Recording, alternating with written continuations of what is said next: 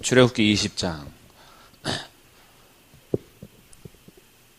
지난주에는 출애굽기 20장 10계명 들어가기 전에 율법에 대해서 잠시 나눴습니다. 그래서 10계명이 왜 중요한지, 그리고 10계명 두 돌파는 친히 하나님께서 쓰신 기록으로 증거궤 안에 두어서 분명하게 우리 가운데 오는 세대에게도 주님께서 말씀하신 것이 10계명이다. 그래서 10계명에는 율법의 정신이 들어있습니다. 이것을 예수님께서 요약해 주셨는데, 첫째는 하나님을 사랑하라. 둘째가 내 이웃을 내 몸같이 사랑하라. 그래서 10계명을 요약해 주는 것은 결국 하나님 사랑, 이웃 사랑입니다. 그래서 두 돌판을 우리가 얘기할 때 흔히들 많이 이렇게 얘기해요. 두 돌판이 이렇게 쌍을 이루고 있죠. 쌍을 이루고 있는데, 이쪽은 1부터 4계명까지 하나님 사랑, 그리고 5계명에서 10계명까지 이웃 사랑에 대해서 두 돌판을 이제 주신 것으로 얘기합니다. 그래서 10계명이죠. 10계명. 10계명이 그 히브리어 말의 뜻이 열 말씀들 이런 뜻이에요. 그래서 10개의 말씀들일 수 있고요. 곧 말씀, 이렇게 하면서 하나님께서 이 말씀 안에 자기의 뜻을 계시하셔서 여기서부터 하나님의 정신, 결국 하나님을 사랑하라, 그리고 이웃을 사랑하라 라고 주셨습니다. 그래서 이 10계명을 대하고 또 하나님의 율법을 대할 때 종교적으로는 우리가 신학적이죠. 우리가 죄인이구나 라는 것을 깨닫게 됩니다. 계명을 다 지키게 행할 수가 없어요. 하나님께서 명령하신 것을 내가 다 지킬 능력이 없다라는 것을 깨닫게 됩니다. 그래서 이 율법은 몽학 선생으로서 우리를 그리스도께로 인도하죠. 그래서 그리스도께서 모든 율법을 성취하심으로 우리를 대신하여 죄값을 지불하시고 우리의 모든 것을 대표하여 둘째 아담으로 오셔서 대표성을 가지고 율법의 모든 것을 이루십니다. 그래서 우리는 율법을 지켜 행함으로 구원받을 수 있는 존재가 아닌 죄인이구나라는 것을 깨닫는 동시에, 그래서 우리를 대신하여 예수님께서 오셔서 우리의 그리스도가 되셨구나라는 것을 깨달음으로, 그것을 믿음으로, 예수님이 이제 나의 구원자가 되시고 주님께서 내 모든 죄를 속해 주셨음을 믿음으로 이제 받는 거죠. 그래서 율법은 하나님께로 나아가는 그 방법에서 우리를 예수 그리스도께로 인도하는 역할을 하는 동시에, 이 율법은 이제 신자들에게, 그리스도 안에 있는 자들에게도 하나님의 정신, 하나님께서 우리에게 말씀하신 뜻과 의도를 깨닫게 하므로, 이것은 단순히 폐기 처분해야 되는 말씀이 아니라 우리가 우리의 삶을 어떻게 살 것인지, 성도는 어떻게 생활해야 되고 하나님 백성은 어떤 방법으로, 그리고 하나님의 어떤 뜻을 가지고 살아야 할지에 대해서 10계명을 통해서 배우는 거죠. 그래서 이것은 구원의 조건이나 수단이 아니다. 이것은 그리스도께로 인도하기 때문에 몽학 선생일 뿐이고, 10계명은 구원받은 자들이 어떻게 살 것이냐에 대한 문제예요. 이 삶은 우리가 이제 노력하는 겁니다. 노력하고 기도하고 계속 주님의 도우심을 구하면서 포기하지 말아야 될 주님의 말씀인 거죠. 그래서 오늘도 달려가는 겁니다. 내가 모든 것을 다 완벽하게 할 수는 없으나 이미 우리에게 구원을 주신, 선물로 주신 하나님의 명령을 따라서 신자가 순종하는 겁니다. 그래서 이 순종은 기쁨으로 감당하는 거예요. 그래서 하나님의 말씀이 나에게 즐거움이 되고, 이제 주님의 말씀을 따라서 사는 것이 나에게 기쁨이 되면서 우리에게 영원한 안식과 자유의 길로 이제 초대하십니다. 그래서 율법 앞에 섰을 때 때로는 답답함을 느낄 때가 있어요. 나의 삶이 대조가 되기 때문에. 그러나 그 답답함이 우리의 구원과 연결되는 것이 아니라, 구원을 받는 조건으로서가 아니라 구원받은 자로서 그 답답함은 이겨내야 되는 겁니다. 우리가 감당해야 되는 거죠. 그래서 이제는 우리가 그리스도인의 책임의식을 갖는 겁니다. 하나님께서 나를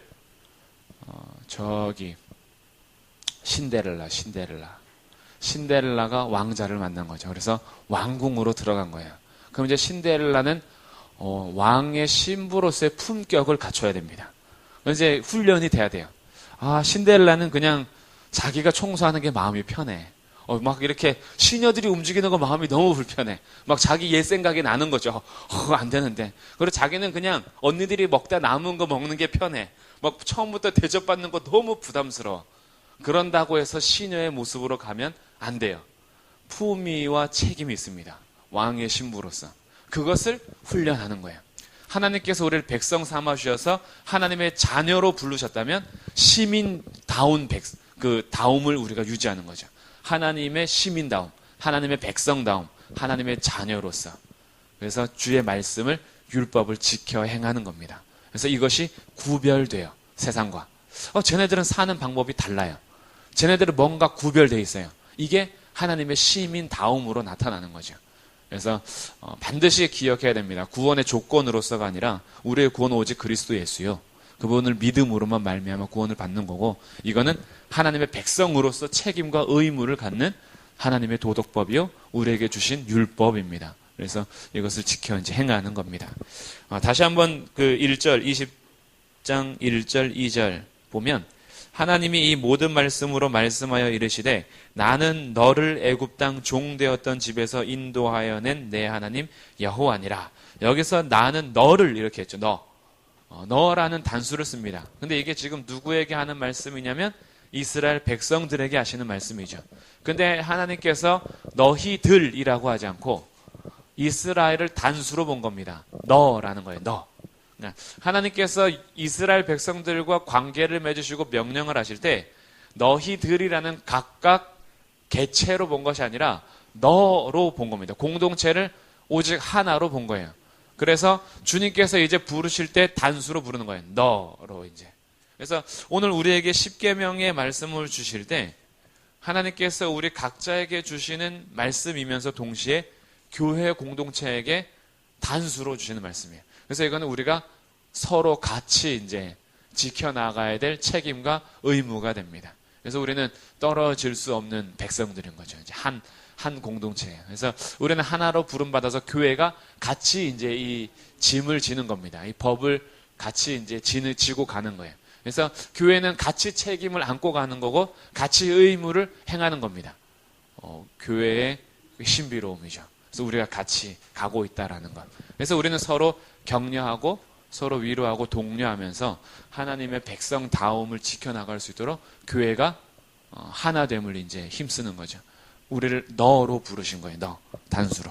그래서 이제 지난주에 1계명 했죠. 너는 나 외에는 다른 신들을 내게 두지 말라 하면서 우리 안에서 하나님 외에 다른 신들이 굉장히 많이 있습니다. 그래서 이런 하나님 외에 다른 신들을 두지 않고 섬기지 않으므로 우리가 하나님을 사랑하는 거죠. 하나님의 자리에 다른 것을 두지 않으므로 하나님을 사랑하는 겁니다. 그럼 이제 오늘 2계명으로 이제 갑니다. 자, 2계명은 4절부터 6절까지입니다. 같이 한번 읽겠습니다. 4절에서 6절 시작. 너를 위하여 새긴 우상을 만들지 말고 또 위로 하늘에 있는 것이나 아래로 땅에 있는 것이나 땅 아래 물속에 있는 것에 어떤 형상도 만들지 말며 그것들에게 절하지 말며 그것들을 섬기지 말라. 나 내 하나님 여호와는 질투하는 하나님인즉 나를 미워하는 자의 죄를 갚되 아버지로부터 아들에게로 3, 4대까지 이르게 하거니와 나를 사랑하고 내 계명을 지키는 자에게는 1000대까지 은혜를 베푸느니라. 아멘. 자, 두 번째 계명은 너를 위하여 새긴 우상을 만들지 마라라는 겁니다. 너를 위하여 새긴 우상이에요. 너를 위하여. 우상을 만드는 것은 다 자기를 위함입니다.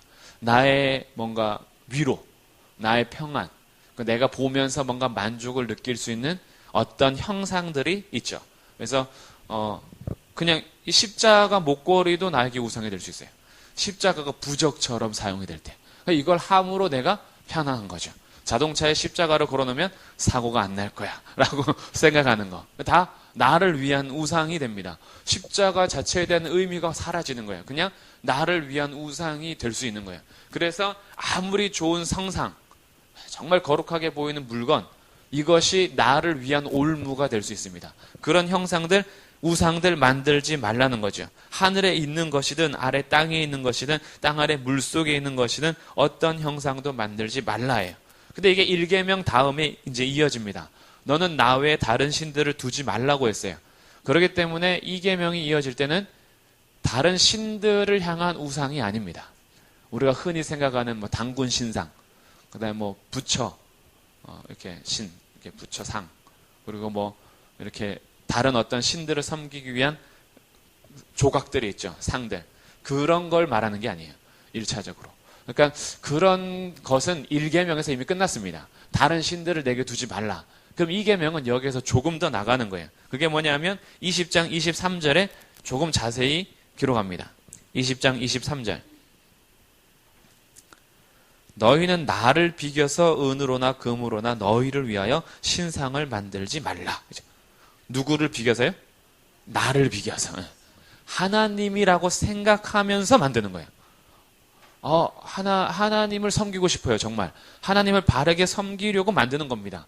은으로, 금으로 하나님을 비겨서 만드는데 그것이 다 자기를 위한 거죠. 왜냐하면 하나님은 눈에 안 보이니까.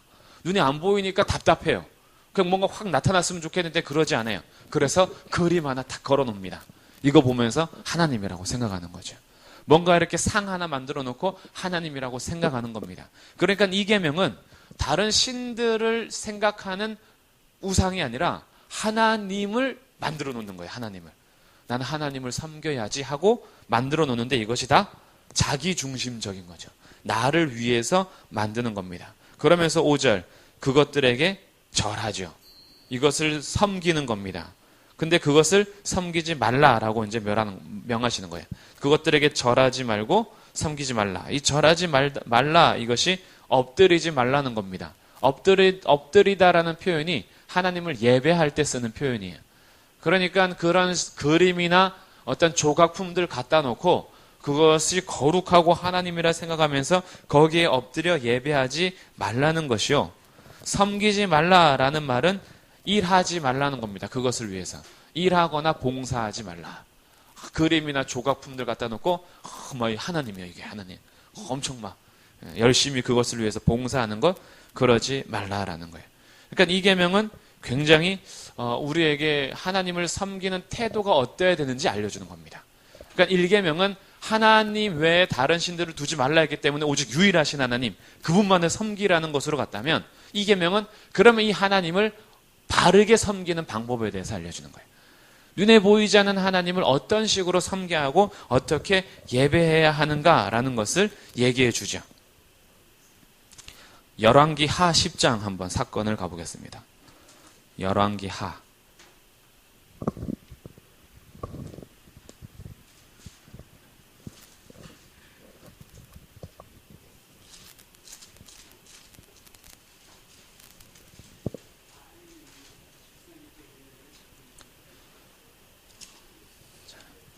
열왕기 하 10장이에요. 581쪽. 구약성경 581쪽. 왕하입니다. 왕하. 그래서 열왕기 하 10장 581쪽에 18절. 열왕기 하 10장 18절. 예후가 이제 나와요.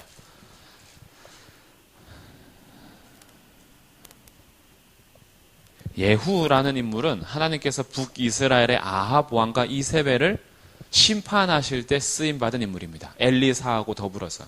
그러니까 예후는 사실 참 귀하게 쓰임받은 사람이에요. 근데 예후가 어떤 식으로 아합의 시대를 종결하면서 바알을 섬기는 바알 신을 어떻게 끝장을 내느냐? 18절.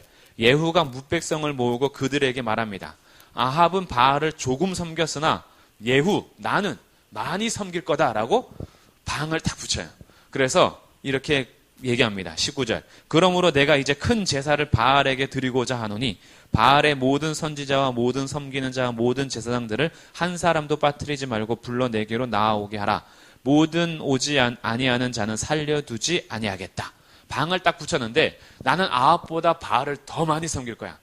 더 정성스럽게 섬길 거야. 그러니 바알을 위하여서 예배할 선지자 제사장들 다 오라 그래요. 한 명이라도 빠지면 그거 내가 살려두지 않겠다라는 거죠. 바알을 향한 종교적 열심을 드러내면서 방을 붙였습니다. 그러니 바알을 섬기는 선지자 제사장들 이런 사람들이 야 아합보다 더 위대한 왕이시다고 막 모여든 거죠. 모여들었을 때 이제 대회를 여는 겁니다. 20절. 예후가 바알을 위하는 대회를 거룩히 열라 하면서 드디어 공포가 돼요. 그래서 전국에서 바알을 섬기기 위해서 막 오는데 21절 끝에 바알의 신당 이쪽부터 저쪽까지 가득 찼어요. 신당에 가득 찼습니다. 예후가 이제 얘기하죠. 23절.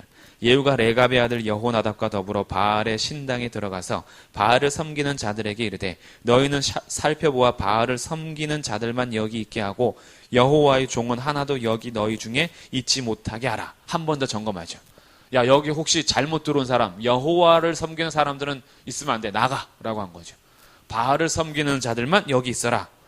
그러면서 24절. 무리가 번제와 다른 제사를 드리려고 들어간 때에 예후가 80명을 박해둡니다. 그리고 말해요.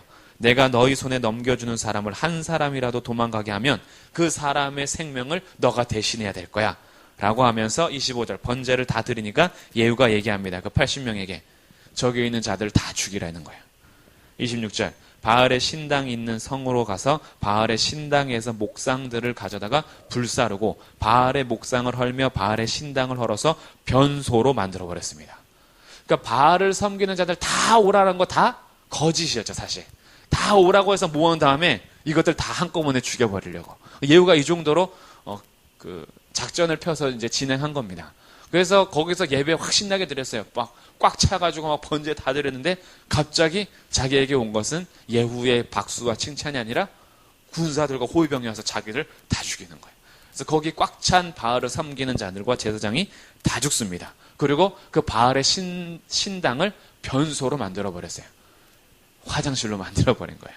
이 정도로 예후가 열심을 했습니다. 그런데 성경은 이런 식으로 기록이 돼요. 28절.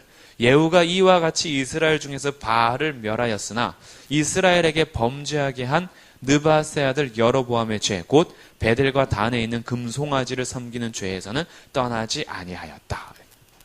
바알은 확실하게 하나님이 아니었기 때문에 바알을 섬기는 자들을 치는 것에 있어서는 갈등이 전혀 없었어요. 그래서 바알의 신당을 변소까지 만들었습니다. 그런데 예후에게 있어서 넘지 못한 하나의 죄가 있어요. 금송아지 만들어 놓고 그것이 하나님이라고 섬겼거든요.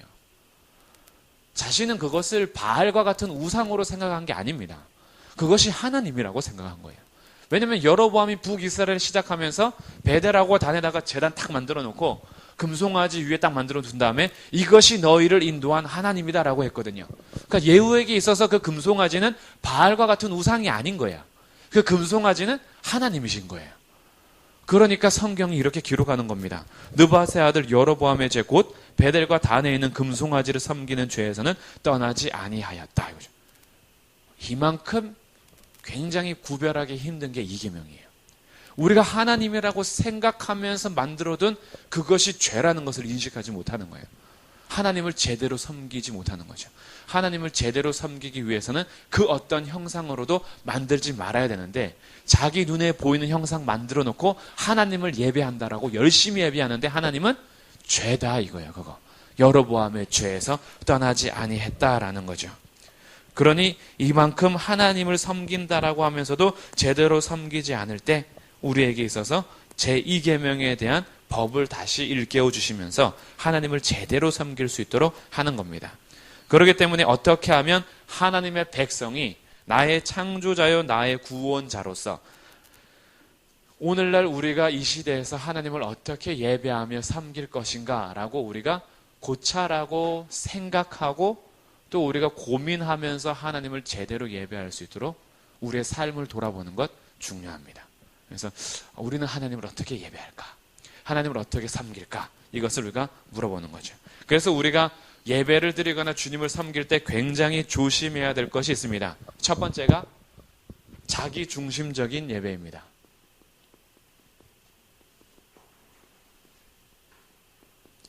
제2계명의 핵심은 너를 위하여 새긴 우상이었어요.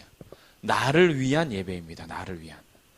우리가 하나님을 섬기고 오늘 주님을 예배할 때 자기 중심적 예배, 그러니까 나를 위한 예배를 드리진 않는지 굉장히 조심하면서 살펴야 됩니다.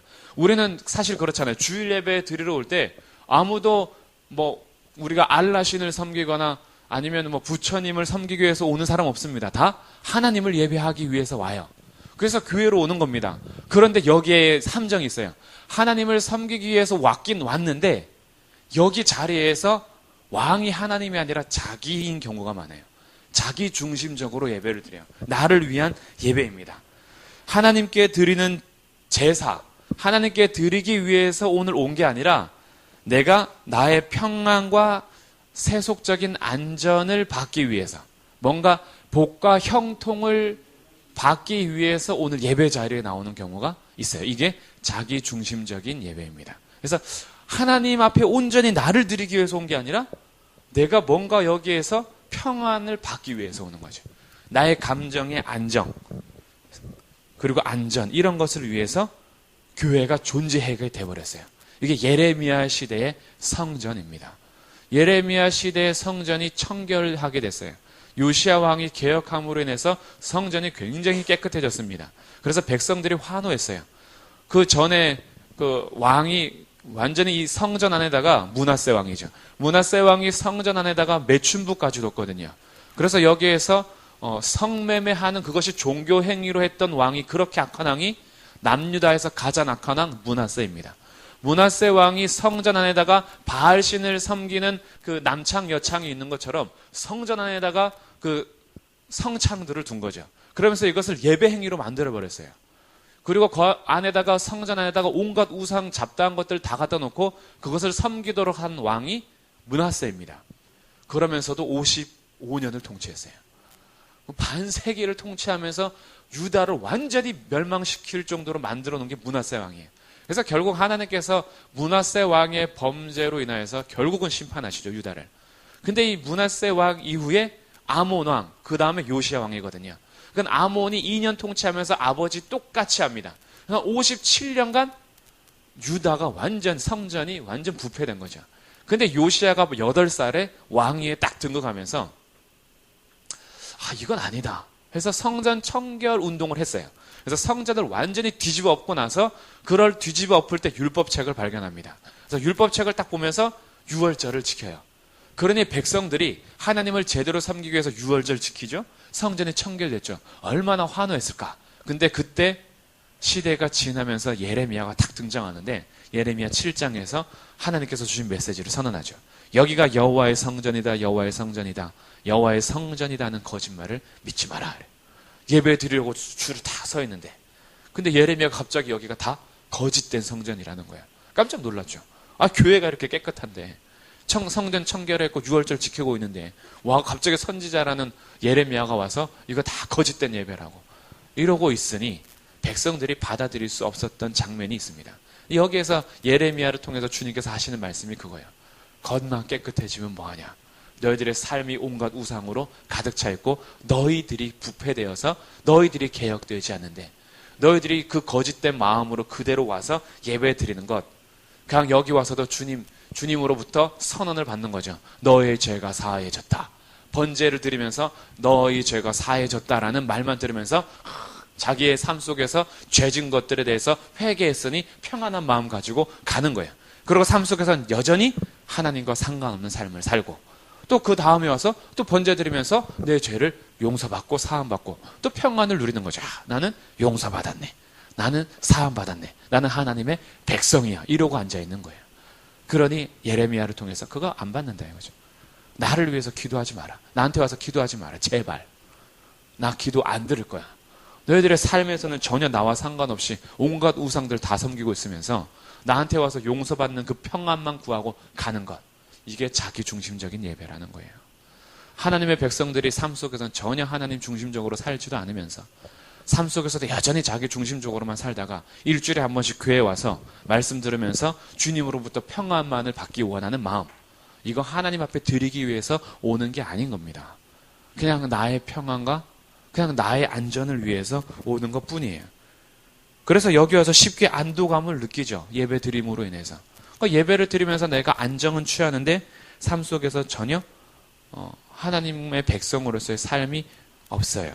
그래서 교회에 와서도 회개에 대한 요청을 받기보다는 그저 여기 와서 소속돼 있다라는 것 하나만으로, 교회에 소속돼 있다라는 것, 교회를 출입하고 있다, 교회에 출석하고 있다, 그리고 기도하고 있다라는 이유 하나만으로 하나님의 자녀로서의 자부심을 갖고 살고 있어요.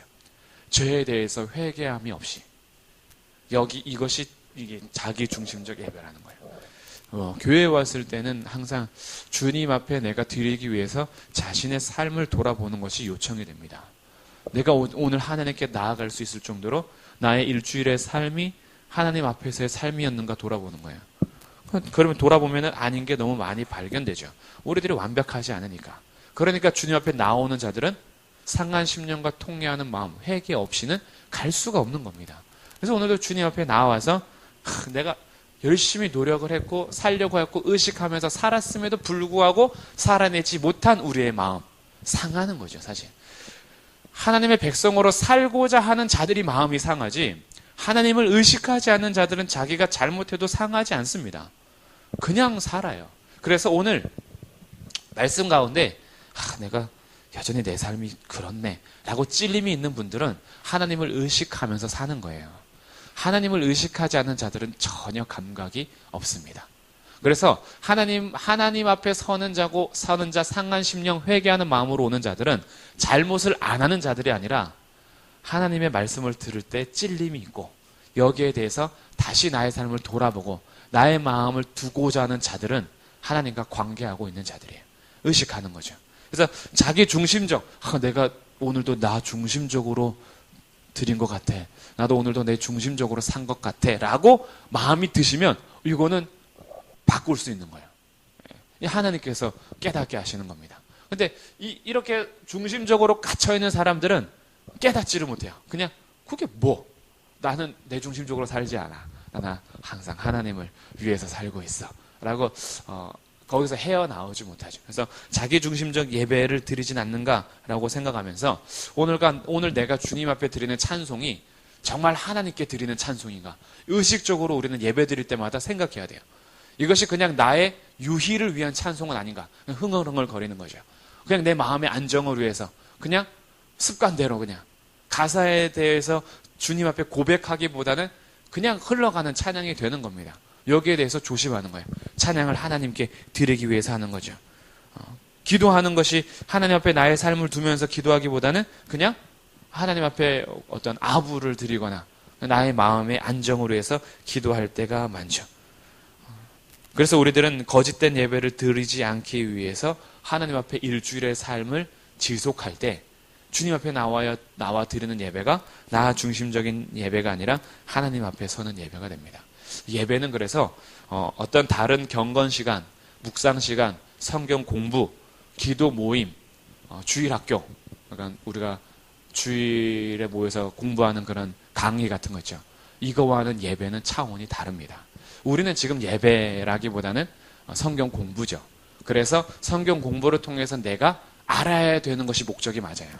내가 알아서 그 암과 깨달음을 가지고 하나님을 제대로 섬기기 위한 전 단계인 거죠. 예배는 완전 차원이 달라요. 예배 자체는 내가 깨닫고 받기 위한 게 아니라 온전히 드리기 위한 거예요. 그래서 성경 공부하고 예배는 다른 겁니다. 저희들이 주일 11시에 드리는 예배하고 오후에 1시 반에 공부하는 거하고는 달라요. 주일 오후에 공부하는 것은 알기 위해서 하는 거예요. 그래서 책별로 공부하고 말씀을 들으면서 공부하는 게 목적입니다. 근데 11시에 드리는 예배는요, 진짜 나를 드리는 시간이에요. 다른 거예요. 예배라는 말 자체, 우리 모든 삶이 사실 예배긴 하지만 여기서 세부적으로 한번 나누다 보면 굉장히 차원이 다른 겁니다. 예배는. 그래서 온전히 주님 앞에 찬송을 드리고 말씀을 들음으로 나의 삶을 주님 앞에 드리고 기도를 온전히 주님 앞에 드리고 이러면서 우리가 주일에 하나님 앞에 예배하는 거죠. 근데 우리들이 그것을 구별하지 못할 때가 있어요. 예배 시간에도 자꾸 나 중심적으로 내가 받기 위한 것으로 마음을 두다 보니까 모든 것이 나한테로 쏠리게 되죠. 이것을 이제는 구별할 줄 아셔야 돼요. 그래서 예배는 하나님 중심적으로 드린다. 그 다음에 이제 두 번째 우리가 조심해야 되는 것이 예배에 나의 상상력이 동원되는 겁니다. 상상력을 동원하는 예배.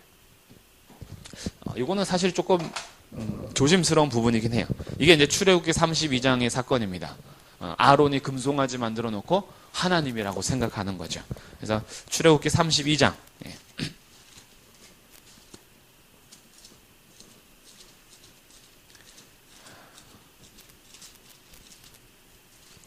출애굽기 32장. 자, 1절. 출애굽기 32장 1절. 백성이 모세가 산에서 내려옴이 더딤을 보고 모여서 백성이 아론에게 말합니다. 일어나라, 우리를 위하여 우리를 인도할 신을 만들라. 결국 신을 만들라는 것도 누구예요? 자기들을 위함이에요. 신이 자기들을 위해서 존재하는 것, 이게 우상이라는 겁니다. 우리들이 하나님을 위해서 존재하는 게 아니라 신이 우리를 위해서 있어야 돼요. 자기 중심적으로 가는 거죠. 그러면서 아론이 이제 얘기하는데, 아론이 이렇게 공포합니다. 4절. 아론이 그들의 손에서 금고리를 받아 부어서 조각칼로 새겨 송아지 형상을 만들니 그들이 말하되 이스라엘아, 이는 너희를 애굽 땅에서 인도하여 낸 너희의 신이다. 송아지를 보고 뭐라 하냐면, 이분이 바로 이 송아지가 애굽 땅에서 인도하여 낸 하나님이라는 거예요. 그러니까 출애굽시킨 하나님과 금송아지를 지금 동일시시키는 겁니다. 그러면서 백성들의 마음을 송아지로 쏠리게 하면서 모든 상상력을 동원하여 예배를 드리고 있죠. 이것은 굉장히 부패해지기 쉬운데, 신명기 4장 15절. 신명기 4장 15절에서 이렇게 기록합니다. 여호와께서 호렙산 불길 중에서 너희에게 말씀하시던 날에 너희가 어떤 형상도 보지 못하였은즉 너희는 깊이 삼가라. 하나님께서 계속 강조하는 게 이거예요. 너희가 어떤 형상도 보지 못했기 때문에 너희는 깊이 삼가라는 거예요. 그래서 16절. 그리하여 스스로 부패하여 자기를 위해 어떤 형상대로든지 우상을 새게 만들지 마라. 하나님이라고 생각하면서 그 어떤 것도 너희들의 상상력을 동원하지 말라는 거예요. 하나님은 그 어떤 것으로도 형상화할 수 없다. 우리 하나님 예배하면서 굉장히 조심해야 될 부분이 여기 있습니다. 우리가 막 동원해서 하나님은 이런 분이시지 않을까라고 생각해내는 거죠. 그런데 우리는 하나님의 형상을 상상 안 하는 게 맞습니다. 그래서 하나님은 영이시니라는 얘기가 나오는 거죠. 하나님은 영이십니다. 우리가 이 공기를 형상화할 수 있습니까? 공기를 형상화할 수 없어요. 공기를 형상화하기 위해서 만들어내는 순간 그것은 공기가 아닙니다. 하나님은 영이세요. 우리 눈으로 볼 수 있는 분이 아닙니다. 근데 이 하나님은 영이신 분을 형상화하는 목적은 다 자기중심적이에요. 자기를 위한 겁니다. 그래서 자기의 상상력을 동원하여 아무리 거룩한 의도로 하나님을 표현했든 간에 그 형상 자체는 우상이 돼버리는 거예요. 그래서 조심하라는 겁니다. 예배 드릴 때 우리가 그 어떤 것으로도 눈에 보이는 것에 속지 않도록 하는 예배가 좋습니다. 그래서 우리의 예배는 그 하나님의 백성들이 드리는 거예요. 그래서 예배의 초점은 불신자에게 있는 것이 아니라 신자에게 있는 겁니다. 그래서 예배는 불신자들이 왔을 때에는 졸린 게 맞아요. 예배 재미없는 게 맞습니다. 그렇다고 해서 불신자들에게 재미를 주고 그들에게 마음의 감동을 주기 위해서 예배의 성격을 바꿔버리면 신자들이 모여서 드리는 예배가 되는 것이 아니라 불신자를 전도하기 위한 초청 집회가 되는 거예요. 이게 구별돼야 되는 겁니다. 새신자, 그러니까 불신자들, 구도자들 있죠. 도를 찾는 자들을 위해서 교회가 해야 할 일은 주일 예배가 아니라 다른 모임이에요. 토요일이 됐든 주일 저녁이 됐든 주일 예배, 성도들이 모여서 드리는 예배 시간 외에 다른 일을 만드는 것이 맞습니다. 그들을 위해서 구도자들, 그러니까 신을 찾기를 원하고 뭔가 이렇게 바른 진리를 찾기를 원하는데 거기에 대해서 잘 알지 못하는 자들을 위해서는 다른 시간이 할애가 돼야지 주일 예배가 그들을 위해서 되면 안 돼요. 주일 예배는 주님으로부터 구속함을 받은 자들이 하나님 앞에 온전히 경배하는 시간입니다. 그래서 여기서는 어떠한 하나님을 다른 걸로 대치하고자 하는 것들이 없으면 없을수록 좋아요. 지루하죠. 어떻게 보면 눈에 보이는 것이 없으니까. 그래서 우리가 주일 앞에 여기 나와서 찬양을 드리는 것도 우리의 찬양은 성도들에게 은혜를 끼치기 위함도 아니요, 우리의 찬양은 나의 노래 실력을 자랑하기 위함도 아니요, 뭔가 사람들에게 보이기 위함이 아니라 우리의 찬양은 오직 하나님을 향하는 거예요. 이게 맞아요. 그래서 우리의 찬양이 됐든 설교가 됐든 기도가 됐든 초점은 여기에 나오는 어떤 아직 복음을 알지 못하는 자들, 그들이 교회에 좀 친근함을 갖게 하기 위한 것, 다 상상력이 동원되는 잘못된 예배입니다. 예배는 믿는 자들이 드리는 거예요. 이걸 구별하셔야 돼요. 그래서 예배는 진지하게 하나님의 말씀이 선포가 돼야 되고, 우리의 기도가 진지하게 하나님을 향해서 올려져야 되고, 찬양은 진지하게 주의 백성들이 주님을 향한 신앙 고백이 돼야 되는 거예요. 이 예배를 흐트러져서는 안 돼요. 그래서 예배가 어떻게 보면은 간교하고 간소할수록 좋습니다. 예, 눈에 보이는 것들에 있어서는 다른 시간을 할애해야 돼요. 그래서 아직 그 복음을 잘 알지 못하는 자들, 이런 자들을 위해서는 따로 시간을 할애해서 그들의 그 수준과 생각과 마음에 맞게끔 하는 것들은 좋습니다. 예배가 그걸로 대체가 돼서는 안 돼요. 이거 조심해야 되는 부분입니다. 하나님을 예배하는 것. 그래서 요한복음 4장 24절, 하나님은 영이시니 예배하는 자가 신령과 진정으로 영과 진리로 예배할지니라. 이거 굉장히 중요한 거예요. 영과 진리, 영은 성령을 의미합니다. 진정, 이건 진리죠.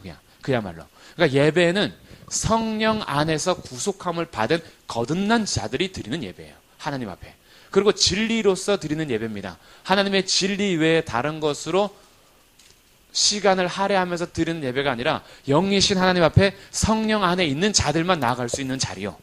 진리 안에서만 나갈 수 있는 것이 하나님을 예배하는 거라는 거예요. 하나님은 영이시니 예배하는 자가 영과 진리로 예배하는 겁니다. 그래서 여기에 대해서 흐트러지지 않는 것, 이것이 하나님을 바르게 섬기는 두 번째 계명이에요. 그래서 주님께서 이렇게까지 경고하시죠. 20장 출애굽기 20장에 다시 와서요.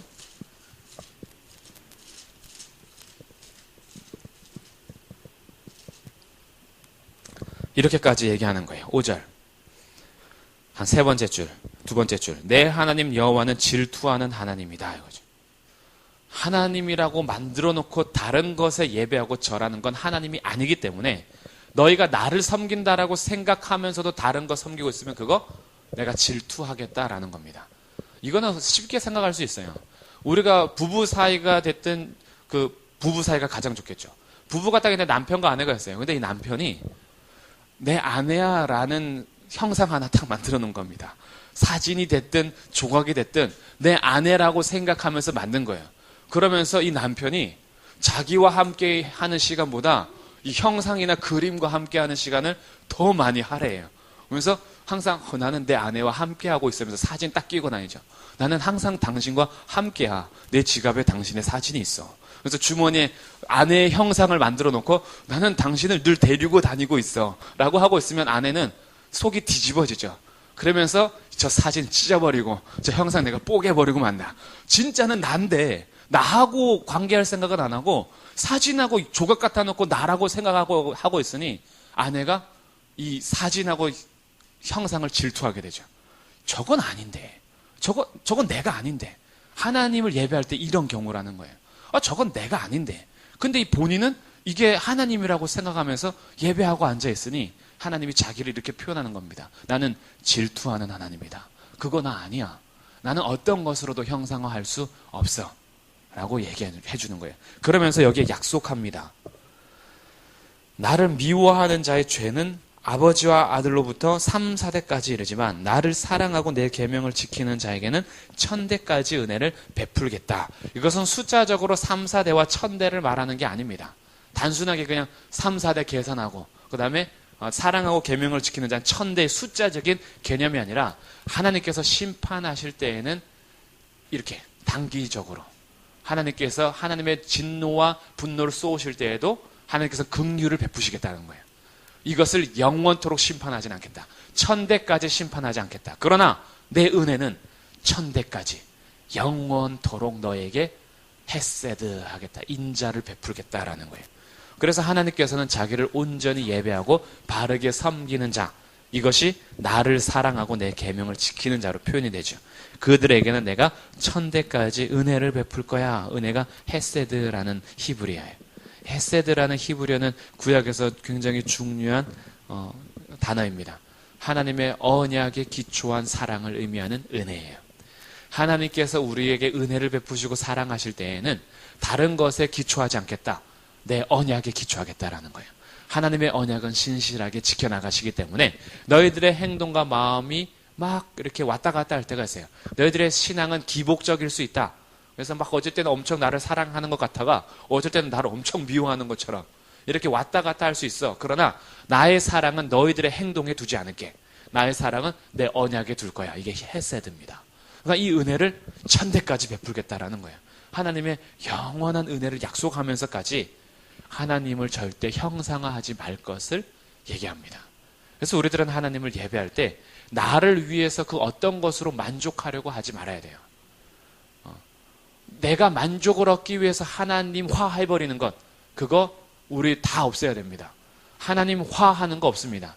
눈에 보이지 않지만 오직 기록된 말씀을 통해서 하나님만 사랑하고 하나님만 예배하도록 우리 눈앞에 있는 나를 위한 우상들을 다 제거하는 것. 이것이 두 번째 계명입니다.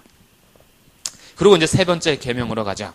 세 번째 계명 7절입니다. 같이 읽겠습니다. 시작. 너는 내 하나님 여호와의 이름을 망령되게 부르지 말라. 여호와는 그의 이름을 망령되게 부르는 자를 죄 없다 하지 아니하리라. 이 망령되게라는 단어가 허망함이라는 뜻이에요. 허망하다, 무의미하다. 그리고 악하다 이런 뜻이 있어요. 악하다, 거짓되다 이런 뜻을 다 지금 함축하고 있는 게 망령되다라는 히브리어입니다. 그래서 허망함, 아무 의미 없는 무의미함, 그리고 하나님의 이름을 악하게 사용하는 것, 악하게, 그리고 하나님의 이름을 거짓되게 부르는 것, 이 다 포함하는 게 망령됨입니다.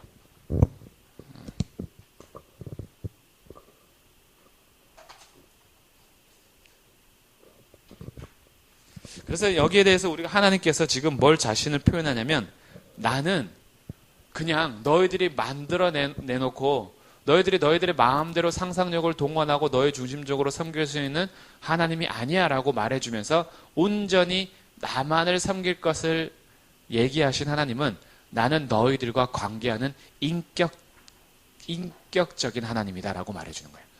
인격적이다라는 것은 서로를 존중하는 관계라는 거예요.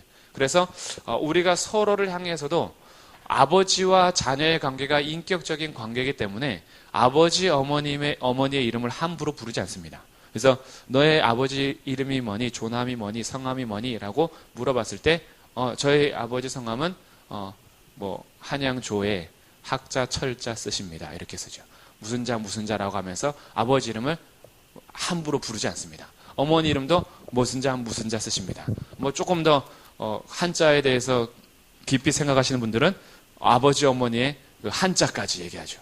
무슨 자자에 무슨 자자 쓰십니다 라고까지 얘기해요. 그만큼 부모님의 이름을 함부로 부르지 않는 태도, 이거 왜냐하면 자녀로서 아버지와 인격적 관계를 가지고 있기 때문에 그렇습니다.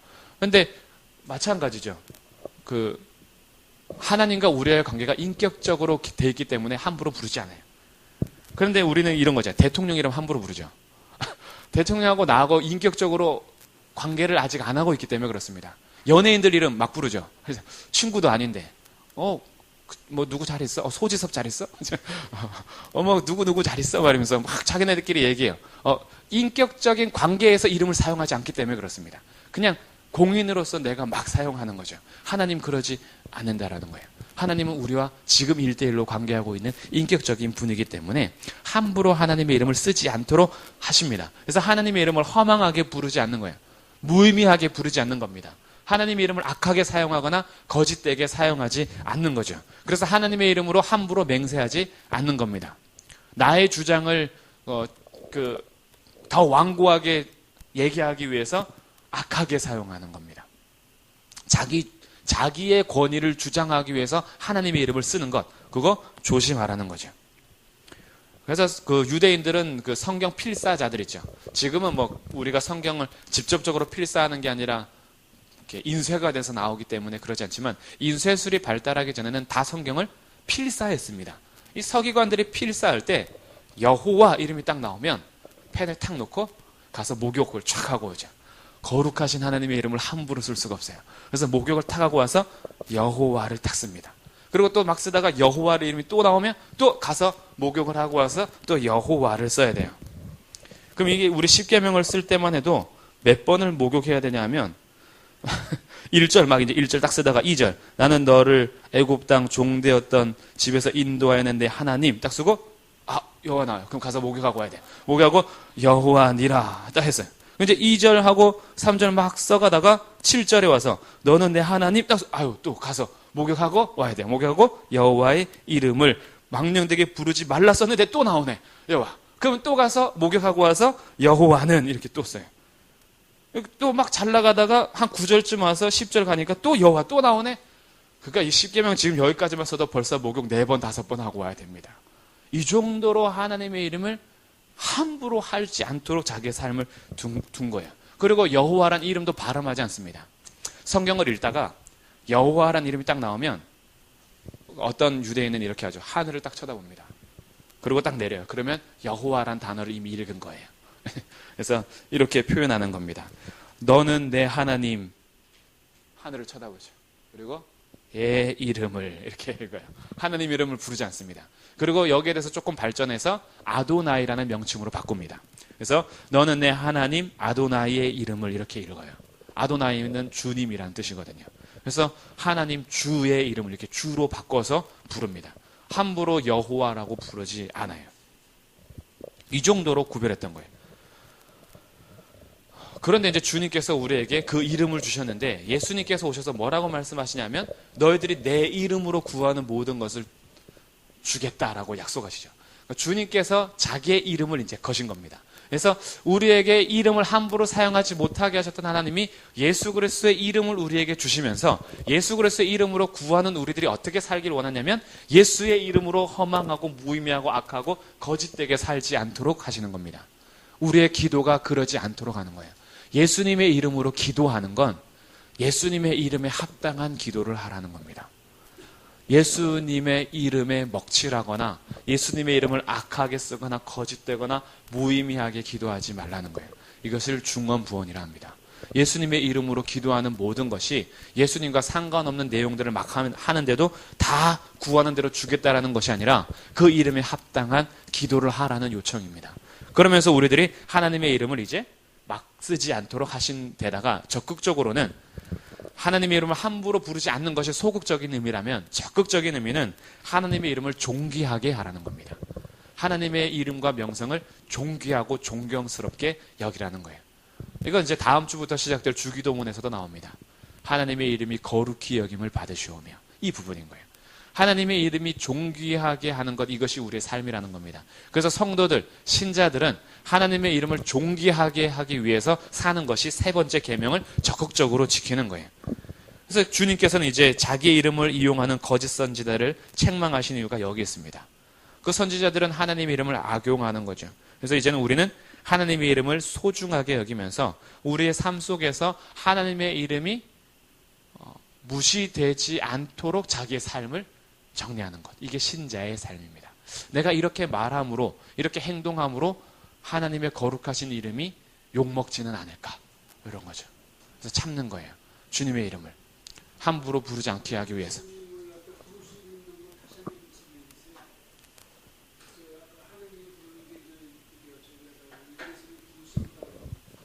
그 자기의 이름을 이렇게 거룩하게 하신 하나님께서 예수님이 오셔서 구원을 성취함으로 예수님의 이름으로 기도할 수 있도록 요청하신 거죠.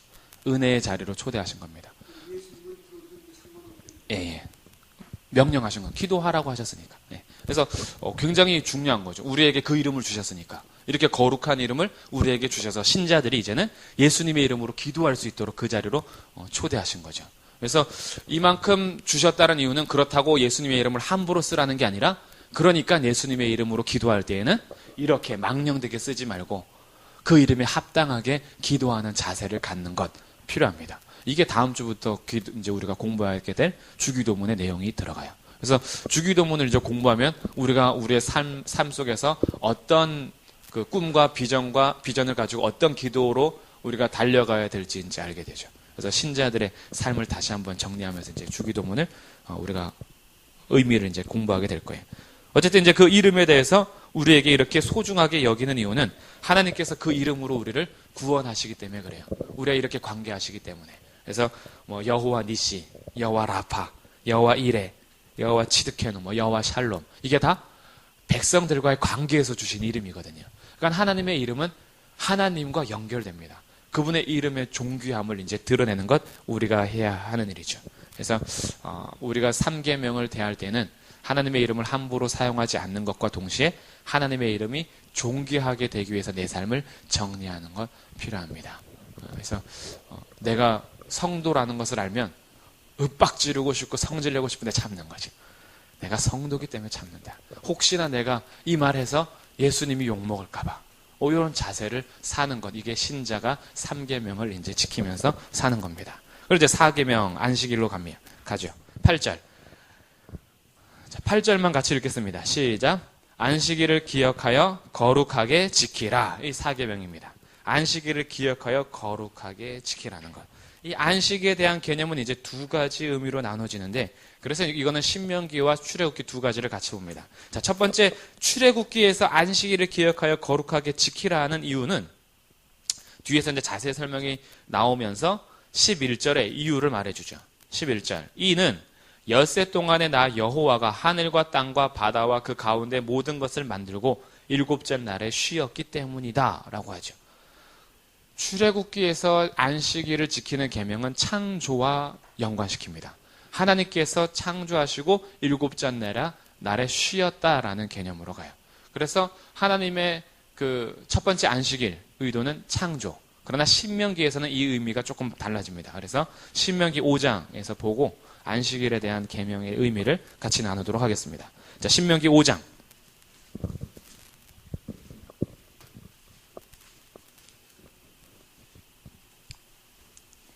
5장 12절.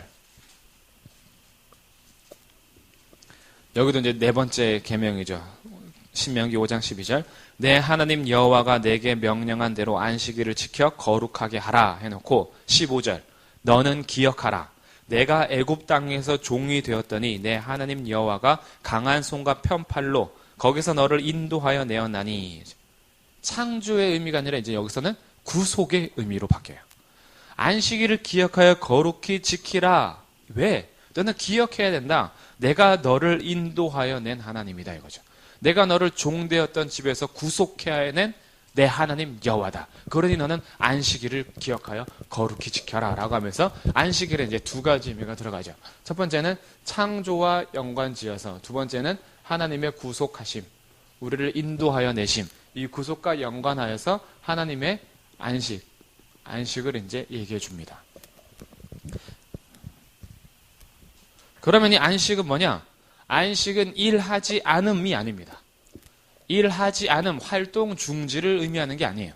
하나님께서 일곱째 날 쉬셨다라는 것은, 창조하셨을 때 일곱째 날 쉬셨다라는 것은 일곱째 날에는 그러면 하나님 일하지 않으셨는가? 아니에요. 만물을 붙들고 계세요. 여섯째 날까지 창조하시고 일곱째 날에 쉬시는 것을 이렇게 그냥 먼저 이렇게 딱 손 놓은 게 아니죠. 여전히 하나님 통치하십니다. 여전히 붙들고 계세요. 여전히 하나님께서는 그 만물을 주님의 손으로 다스리고 계십니다. 그래서 쉬었다라는 개념은 단순히 일하지 않음이 아니에요. 예수님께서 오셔서 말씀하시죠. 아버지께서 일하시니 나도 일한다. 아버지께서 지금까지 일하시기 때문에 나도 일해요. 이게 안식일에 대한 논쟁에서 계속해서 바리새인들, 유대인들, 지도자들, 장로들과 부딪히는 일입니다. 왜 예수님은 안식일에 자꾸 기적을 행하냐 이거죠. 안식일에 병자 치유하고. 주님께서 말씀하시는 개념이 아버지께서 일하시기 때문에 나도 지금까지 일하는 거예요.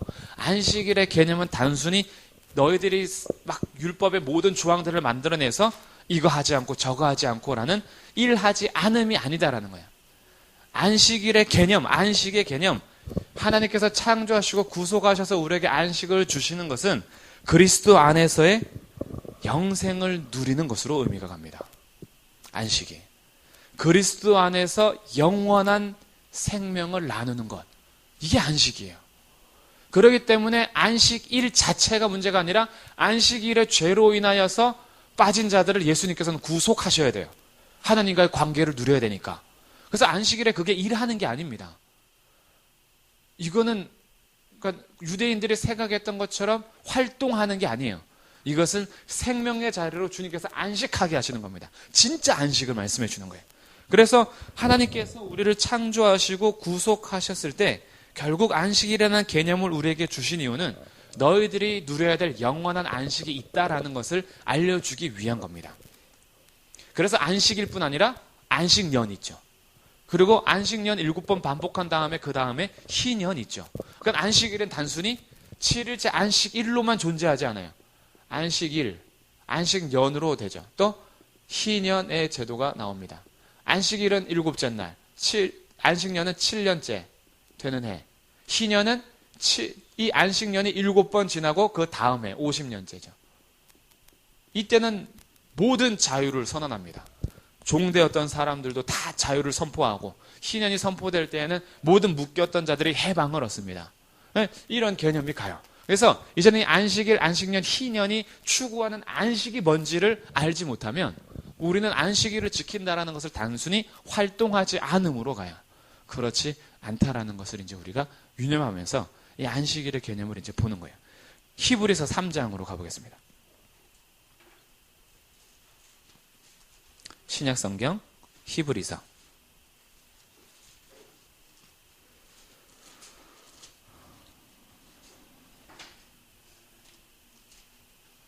신약 성경 355쪽 히브리서 3장 5절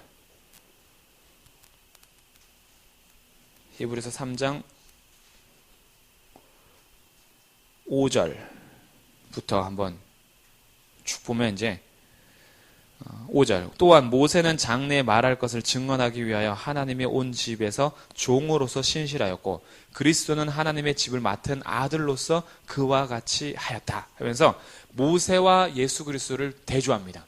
모세는 종으로서 한 자요 그리스도는 아들로서 한 자다 라고 하면서 아들로 충성한 거하고 종으로 충성한 거하고는 완전히 달라라고 얘기하면서 이제 우리들이 그 예수님을 힘입어서 살아가는데 18절 또 하나님이 누구에게 맹세하사 그의 안식에 들어오지 못하리라 하셨느냐 곧 순종하지 아니하던 자들에게가 아니냐. 안식을 누리지 못하는 자들은 순종하지 않는 자들이에요.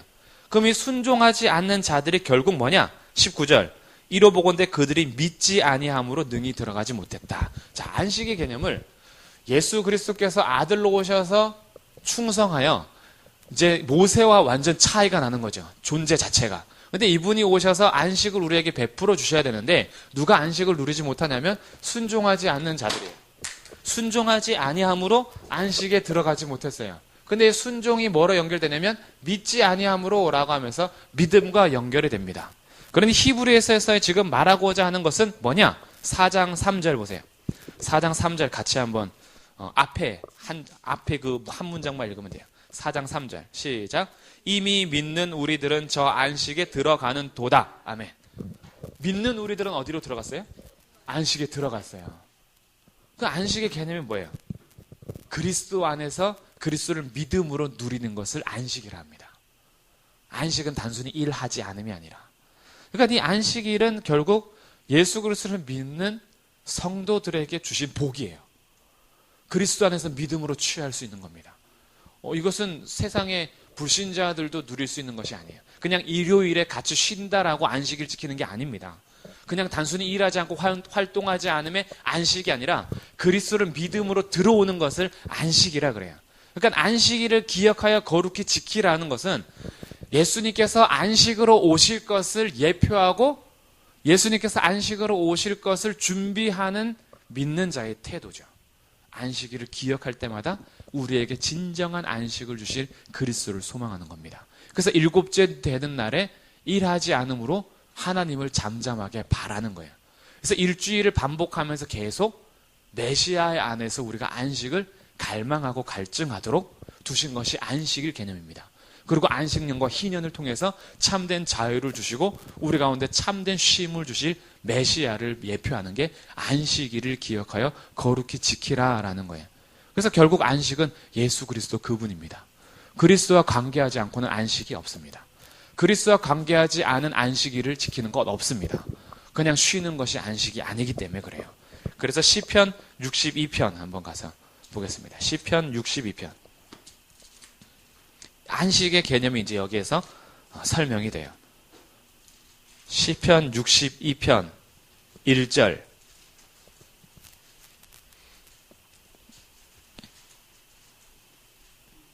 시편 62편 1절. 자, 같이 읽습니다. 시작. 나의 영혼이 잠잠히 하나님만 바라며 나의 구원이 그에게서 나오는 도다. 아멘. 5절도 읽어볼게요. 시작. 나의 영혼아 잠잠히 하나님만 바라라. 물은 나의 소망이 그로부터 나오는 도다. 아멘. 잠잠히 하나님만 바라요. 왜냐하면 나의 구원과 나의 소망이 그로부터 나와요. 그래서 안식을 지킨다라는 것은 주님을 잠잠히 바라는 것을 의미합니다. 주님을 잠잠히 바라기 때문에 내 힘과 내 노력으로 내 삶을 이어가는 것이 아니라 주님이 나의 구원자가 되시고 주님이 나의 소망임을 기억하면서 주님 앞에 나의 삶의 모든 주도권을 하나님께 드리면서 주님을 갈망하고 기다리는 것. 이게 안식일을 기억하여 거룩히 지키는 거예요. 그래서 여기에서 이제 행동이 따라오는 겁니다. 시편 이왕 핑김에 95편도 한번 가서 보겠습니다. 95편 7절. 95편 7절부터 11절. 이렇게 얘기하죠. 그는 우리의 하나님이시요 우리는 그가 기르시는 백성이며 그의 손이 돌보시는 양이기 때문이라. 너희가 오늘 그 음성을 듣거든 8절 끝에 너희 마음을 완악하게 하지 마라. 하나님의 음성을 들을 때 완악하게 하지 마라. 9절 그때에 너희 조상들이 내가 행한 일을 보고서도 나를 시험하고 조사했다. 내가 40년 동안 그 세대로 말미암아 근심하여 이르기를 그들은 마음이 미혹된 백성이라 내 길을 알지 못한다 하였도다. 그러므로 내가 노하여 맹세하기를 그들은 내 안식에 들어오지 못하리라 하였다. 결국 안식에 들어오지 못한 것은 주의 말씀을 듣고 순종한 것이 아니라 마음을 완악하게 한 거예요. 믿지 않은 겁니다. 그래서 아까 히브리서에서 설명하는 거예요. 믿지 아니함으로 들어가지 못한 것이다. 결국 안식은 믿음으로 취하는 겁니다. 그럼 이제 믿음으로 취할 때 따라오는 행동이 있겠죠. 이것이 출애굽기에서 이제 계속 설명하고 있는 안식일에 대한 우리 행동입니다. 그래서 출애굽기 20장 다시 오면 출애굽기 20장에 와서 9절 이렇게 설명하죠. 안식일을 기억하여 거룩하게 지켜라 라고 한 다음에 9절 엿새 동안은 힘써 내 모든 일을 행하라. 하나님을 잠잠히 바란다라는 것은 아무것도 하지 않는 건 아니야. 엿새 동안 하나님이 나의 주인임을 인정하면서 나의 삶의 영역에서 열심히 일해라. 이게 첫 번째 나오는 행동이죠.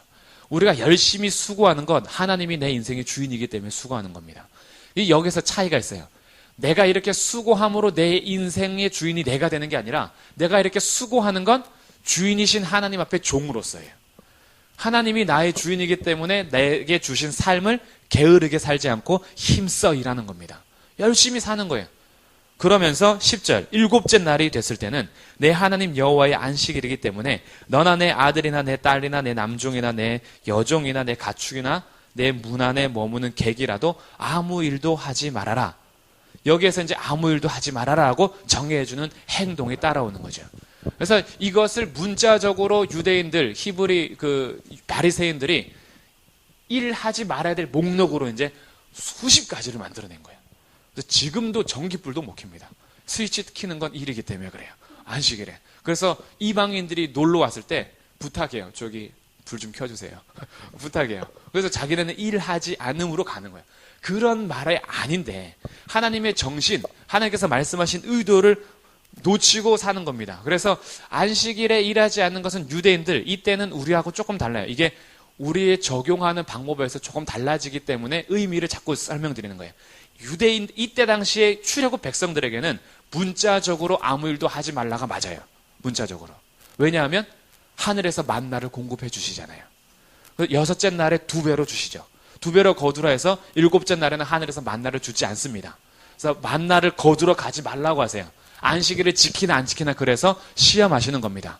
이것은 이스라엘 공동체 자체가 하나님과 직접적으로 관계하고 있는 국가이기 때문에 우리하고 달라요. 우리들은 이런 국가가 아닙니다. 우리는 일곱째 날에 일할 수밖에 없는 환경이 조성되어 있는 국가에 살고 있어요. 그래서 우리들에게는 문자적인 아무 일도 하지 말라보다 안식일의 의미가 더 소중해져요. 안식일 자체에 대한 의미, 이것을 알 때에야 우리가 오늘날 주일에 나의 삶 속에서 직업과 연관해서 안식일을 어떻게 지켜야 하는지를 정확하게 알게 됩니다. 여기에 대해서 골로새서 3장에서는 이렇게까지 얘기하고 있어요. 골로새서 2장. 자, 골로새서 2장으로 가봅니다. 자, 신약성경 골 2 신약성경 326쪽 2장 16절.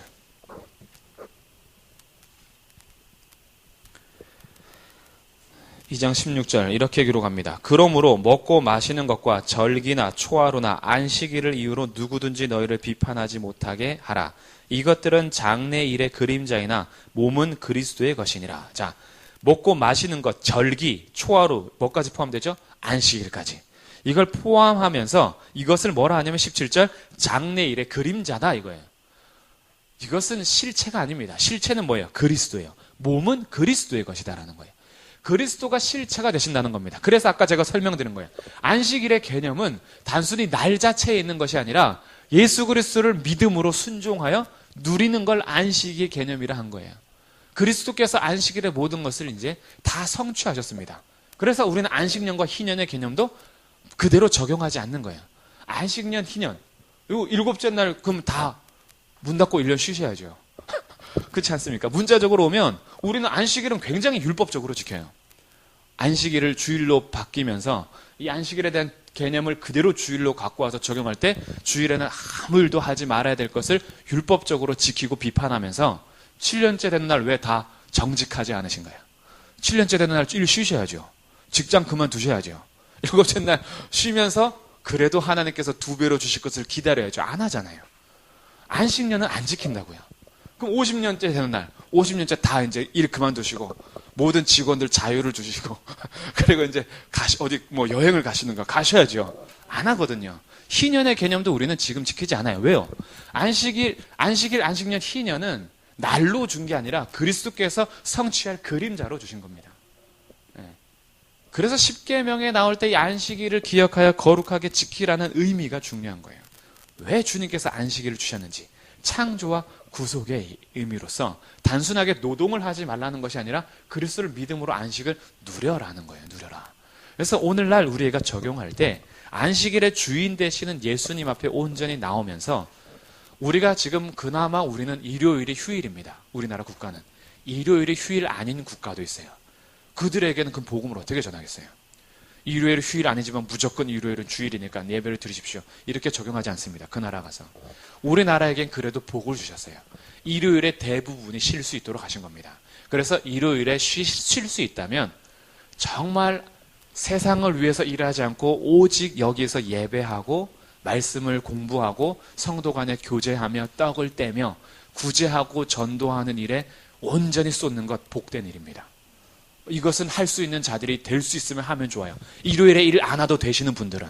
그래서 그분들은 여기에 최대한 주일에 나와서 주일 토요일 밤부터 주일을 준비하여 주일이 됐을 때는 온전히 하루를 하나님의 백성들 안에 함께 거하면서 같이 교제하고 그러고 가정을 같이 돌보고 일주일 동안은 서로 각자 바쁘니까 각자 삶 속에서 지내다가 일요일 하루 식구들이 쉴 수 있다면 일요일 하루는 저녁에 같이 만찬을 나누기도 하고 못했던 좀 앞에 나가서 좀 한강도 나가서 대화도 하고 좋은 레스토랑이나 카페 가서 하는 거 괜찮습니다. 가족이 그렇게 같이 누리는 거예요. 이거는 주일에 쉴 수 있는 일요일에 쉴 수 있는 자들이 하나님으로부터 예수님의 안식을 취하는 누림입니다. 누림. 그런데 오늘날 우리들의 직업 중에는 일요일에 문을 열어야만 하는 또 일이 있어요. 호텔, 병원, 경찰들, 관광지에 있는 그 직장 직업들. 이거는 믿음의 양심에 맡기는 겁니다. 신앙 양심에. 그걸로 비판받아서는 안 돼요. 우리가 비판해서도 안 되고. 안 믿는 자들은 말할 것도 없죠.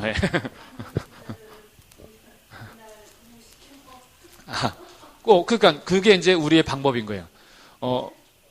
될 수 있으면 이제 안식일에 우리가 이제 주일에 섬기면서 될 수 있으면 예배 자리에 내가 사모하면서 예배 자리에 나올 수 있는 방법을 취하는 것. 성도들이 마땅히 해야 되는 일입니다. 그냥 하나님께서 이 날들에 대해서 구별하지 않으면 그림자로 주셨다라고 해서 나를 무시하거나 이 날에 대해서 예배 자체를 무시하는 게 아니에요. 그날 예배를 그러니까 문을 열어야 되는 입장에서는 신앙 양심에 맡기는 겁니다. 믿음의 양심은 다 달라요. 저희 아버지 어머니 같은 경우는 관광지 건어물을 하셔도 주일에는 문을 닫습니다. 욕을 엄청 많이 먹어요. 왜냐하면 수산시장 입구에 자리를 하고 있거든요. 저희 건어물 가게가. 수산시장 입구인데 문을 닫아버리니까 수산시장도 피해를 봐요.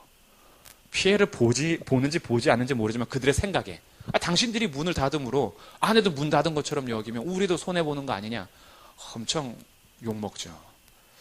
여기에 대해서 굉장히 고민을 많이 할 때가 있었습니다. 그럼에도 그냥 문을 닫아요. 그래서 문을 닫았을 때 주변에서 다 그랬어요. 저 집은 3개월 안에 망한다.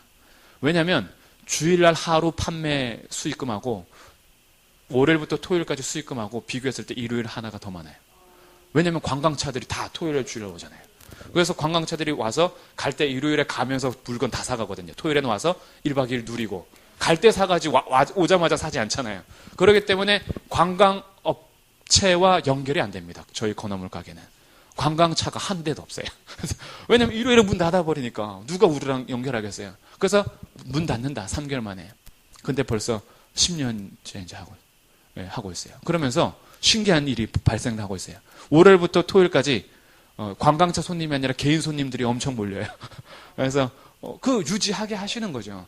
그렇다고 해서 문을 닫는 저희가 문을 안 닫는 믿는 자들을 향해서 비판할 수 없다라는 거예요. 이 굉장히 조심해야 될 부분입니다. 우리는 문을 닫으니까 왜 저 집도 분명히 옆집도 교회 장로님인데 왜 저 집 문을 안 닫지? 믿음이 썩었어. 신앙이 잘못됐네. 이거 아니라는 거예요. 오히려 문을 닫음으로 문을 닫지 않는 자를 비판하면 문 닫는 게 율법이 됩니다. 문 닫는 건 누리는 거예요. 자유를 누리는 겁니다. 하나님의 말씀과 율법은 우리를 올가매기 위한 게 아니라 자유를 누리고 안식을 누리도록 하신 거예요. 그래서 10년을 버티신 건지 몰라요. 일요일에 온전히 쉬심으로 육체도 쉬물었습니다. 그래서 버티는 거예요. 일주일 내내 일만 하셨다고 생각하면 어떻게 될지 몰라요. 우리 육체는. 하나님께서 그러니까 자기의 백성에게 자유와 쉼으로 복으로 주신 것이지 이것의 이 안식일의 개념을 율법으로 해서 서로 비판하는 자리로 준 게 아닙니다. 그래서 일을 해야 되고 문을 열어야만 되는 입장에 섰을 때는요. 될 수 있으면 하나님 앞에 예배의 시간과 자리를 지키기 위해서 노력하는 것. 그리고 예배를 드린 이후에 삶 속에서 일을 할 때에도 그리스도를 잊지 않고 하나님을 인식하기 위해서 부단히 노력하는 자세가 요구됩니다. 그냥 일요일 주일에 와서 예배 시간에 때우고 자기의 모든 마음은 일하는 터에 가 있으면 잘못된 거예요. 주님 앞에 나와서 예배를 드리고 그 예배에 드리는 마음을 유지하면서 일터에서 가기 위해서 더 노력해야 됩니다. 일을 해야 되는 입장에서는. 그래서 우리의 마음이 세상에 뺏기지 않고 그리스도께 맞추어져서 그리스도께서 주신 안식을 누리기 위해서 계속 믿고 순종하는 태도를 직장 생활 속에서도 유지하는 것. 이게 안식일을 거룩하게 지키는 거예요. 이거 굉장히 서로가 조심하고 깊이 생각해야 될 문제입니다. 그래서 이것이 세세적으로 다 똑같이 적용이 되지 않습니다. 똑같은 직장을 가지고 있고 똑같은 직종을 가지고 있어도 다 똑같이 적용할 수 있는 게 아니에요. 맡기는 거예요. 이것은 하나님께서 열어두신 겁니다. 그 마음의 상태에 따라서. 그래서 이제는 안식일이나 어떤 초하루 절기 이런 것은 그리스도께서 성취한 것으로 보고 믿는 자들은 이제 안식을 누리고 우리에게 복으로 주셨다라는 것을 기억하면서 우리는 이 안식일을 마무리하게 됩니다. 기본적인 동기와 자세가 있습니다. 요거는 직장에서 일을 하든 안 하든 기본적인 동기와 자세. 첫 번째는 말씀을 듣고 영적인 떡을 떼고 공식적인 기도를 하고 구제하고 찬미하기 위해서 모이기에 힘쓰는 것. 이거는 우리가 해야 될 자세예요. 말씀 듣고 예배를 얘기하는 거죠. 제가 예배를 풀어서 설명한 겁니다. 자, 말씀을 듣고 말씀을 듣는 자리. 그래서 말씀을 듣고 떡을 떼는 것. 떡을 떼고 이 떡을 떼는 것은 성찬과 동시에 성도의 교제까지를 의미하는 겁니다. 떡을 떼러 모이는 거예요. 그래서 성찬식이나 아니면 성도들과 교제하기 위해서 모이기를 힘쓰는 것. 그리고 공식적인 기도, 공적인 기도죠. 기도하기 위해서 모이는 거예요. 각자가 자기의 삶 속에서는 개인적인 기도를 했으나 교회에 와서는 이제 같이 공적인 기도 제목이 있잖아요. 나라를 위해서, 교회를 위해서, 뭐 이렇게 각자 가정을 위해서 성도들 서로 돌아보면서 기도하는 이런 공식적인 기도를 하기 위해서 모이기 힘쓰고 또 구제하기 위해서 이웃을 돌보고 선교하는 것까지 포함하는 겁니다. 그래서 우리들은 단순히 활동하지 않음이 아니라 찾아가야 돼요. 돌보기 위해서, 이웃을 돌보기 위해서. 교회가 이 일을 감당해야 됩니다. 선교하기 위해서 찾아야 돼요. 이거는 활동하지 말라는 개념이 아닙니다. 그래서 예수님께서도 안식일에 생명을 구원해야 될 자를 구원하는 것처럼 우리가 적극적으로 구제하고 선교하는 일에 앞장서는 거죠. 그리고 마지막 이제 찬미하기 위해서, 하나님을 찬미하고 주님 앞에 영광을 올려드리기 위해서 모이기를 힘쓰는 것. 이러기 위해서 모이기를 힘쓰는 것. 이거는 기본적으로 우리가 해야 되는 태도예요. 안식일을 기억하여 거룩히 지키는 태도입니다. 그리고 이제 두 번째가, 이게 첫 번째가 모이기를 힘쓰는 것. 두 번째는 내가 추구하던 세상의 길에서 벗어나서 온전히 하루를 그리스도 안에서 정말 안식하는 겁니다. 요 삶을 이제 추구하는 거예요. 세상에서 열심히 수고하고 노력하고 봉사했던 일을 잠시 중단하고 이 하루만큼이라도 그리스도 안에서 안식하기 위해서 노력하는 자세, 이것은 기본적인 동기와 자세예요. 우리가 반드시 이 마음을 벗어나서는 안 돼요. 안식일을 지킬 때, 주일을 지킬 때. 아까 세부적인 내용은 각자 조금 적용이 다를 수 있겠죠. 문을 열어야만 하는 직업이 있습니다. 왜냐하면 그런 것은 이 세상이 기독교 국가가 아니기 때문에 그래요. 다. 그래서 세상 속에서 그들과의 관계 속에서 굉장히 밀접한 관계를 맺고 있기 때문에 다 세세적으로 적용하기는 힘든데 기본적인 동기와 마음은 유지해야 됩니다. 모이기를 힘쓰는 것 해야 되죠. 될 수 있으면 함께 성도들과 모이는 거예요. 교회의 공동체를 이루는 겁니다.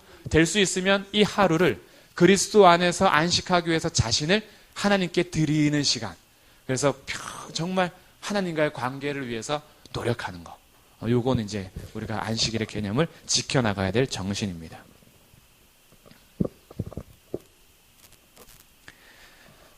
요게 이제 4계명이고요. 자, 이제 5계명부터 10계명까지는 그렇게 막 복잡하게 들어가는 문제가 아니라 그것 자체에 대해서 이제 받아들이는 문제입니다. 그래서 이웃과의 관계이기 때문에 그래요. 4계명까지는 하나님과의 관계, 수직적인 관계를 얘기하기 때문에 오늘날 우리들이 하나님과의 관계 속에서 그 깊은 의미와 목적과 뜻을 좀 이렇게 구별해야 될 일들이 좀 많았어요. 그래서 그것을 생각해야 됐습니다. 이 근본적인 의도는 뭔가? 그래서 이것을 문화도 다르고 세대도 다른 오늘날 21세기 대한민국에서는 우리의 삶 속에서 어떻게 적용해야 되는가라는 것을 찾으려면 의미가 1차적으로 중요합니다. 그 뜻의 목적, 그것을 가져와서 오늘날에도 변하지 않는 건 하나님의 뜻과 목적이거든요. 세상은 변하고 문화는 변해도 이 의도와 뜻은 변하지 않으니까. 그래서 이 의도와 뜻을 먼저 찾아내고 거기에 따라서 오늘날 우리의 삶의 형태 속에서 1계명부터 4계명까지 어떻게 지키며 살 것인가를 고민하는 것이 필요했습니다. 이제 5계명부터는 이웃과의 관계이기 때문에 실질적으로 우리의 관계 속에서 드러나는 일들이죠. 그래서 12절 같이 한번 읽겠습니다. 출애굽기 20장 12절 시작. 내 부모를 공경하라. 그리하면 내 하나님 여호와가 내게 준 땅에서 내 생명이 길리라. 아멘. 공경하다라는 이 말이 명예롭게 하다라는 뜻이에요.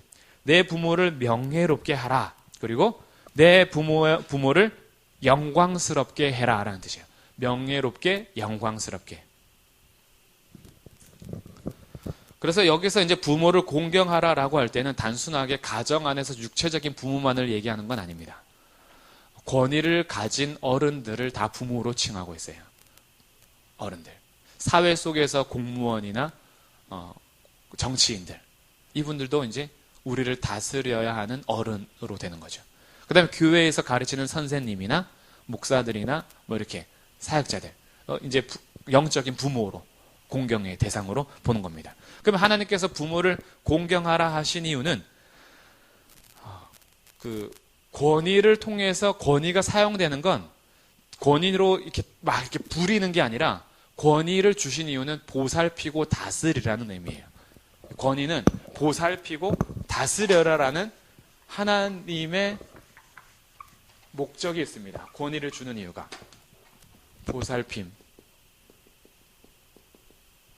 그리고 그를 다스려주는 것. 이게 권위를 주신 목적이에요. 그래서 권위 있는 자들, 부모는 자녀를 보살펴줘야 합니다. 자녀가 바른 길로 가도록 다스려줘야 돼요. 이게 권위를 준 거예요. 그냥 윽박지르고 힘으로 맞게 지배하는 게 권위가 아니라. 그렇기 때문에 하나님께서 권위를 세워주셔서 뭘 알게 하시냐면 하나님 나라 안에서 하나님의 권위로 자녀를 보살피고 다스리고 있음에 대해서 순종하고 인정할 것을 요구하고 있는 거예요. 이 권위에 대해서 우리가 해야 되는 태도는 인정하고 순종하는 겁니다. 그래서 부모에 대해서 우리가 공경하면서 그의 이름을 명예롭게 하고 영광스럽게 하는 거죠.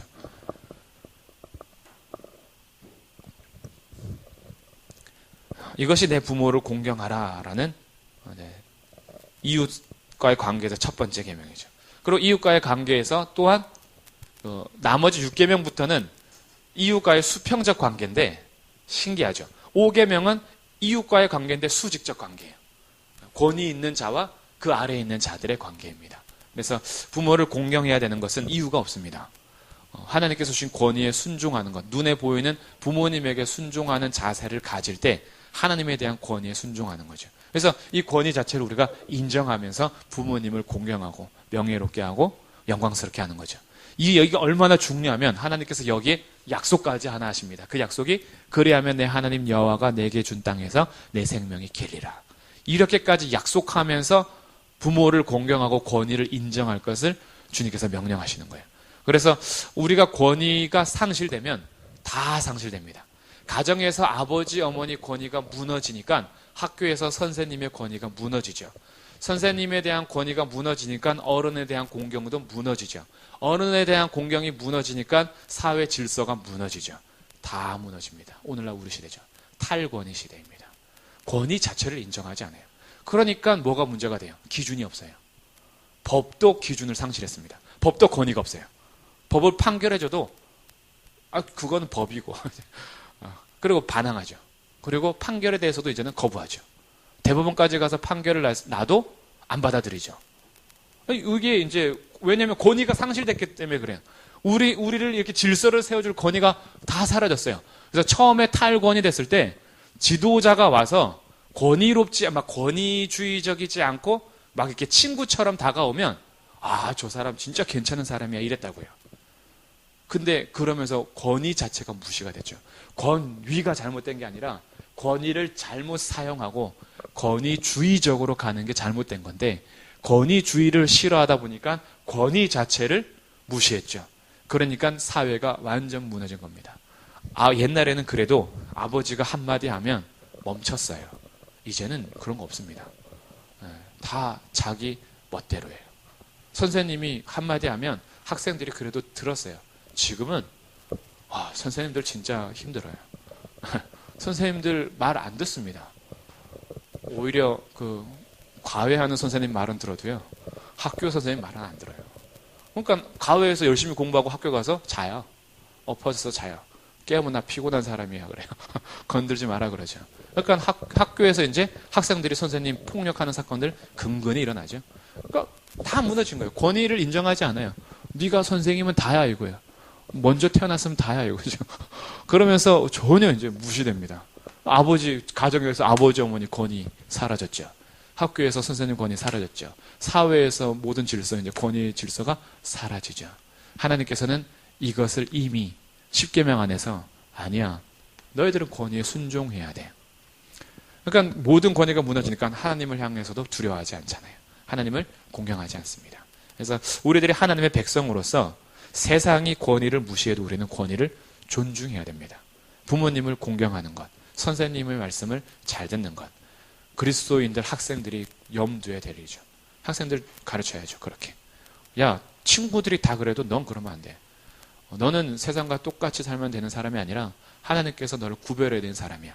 하나님의 구별된 백성들은 권위를 인정하는 사람이야. 너는 선생님 말씀 존경해라. 선생님한테 가서 그러죠. 다른 애들은 안 때려도 제 아들은 때려주세요. 말 안 들으면. 제가 반드시 부탁합니다. 제 아들에게 바른 길로 인도해 주십시오. 꼭 체벌해 주십시오. 부탁할 정도로 선생님의 권위를 세워주고, 옛날엔 선생님의 그림자도 못 밟게 했는데 감히 네가 선생님한테 대들어? 라고 하면서 오히려 권위를 무시하는 자녀를 책망해야 되죠. 사회 질서에 대해서 대통령 무시하고 막 그 정치인들 무시하고 이렇게 갈 때 물론 이렇게 악한 세상이기 때문에 일단 다 설명할 수는 없어요. 근데 권위 자체를 무시해버리면 그 자녀가요, 이 질서 자체가 없어져요. 그래서 자녀들에게는 권위에 무조건 복종하는 것을 가르치는 것 필요합니다.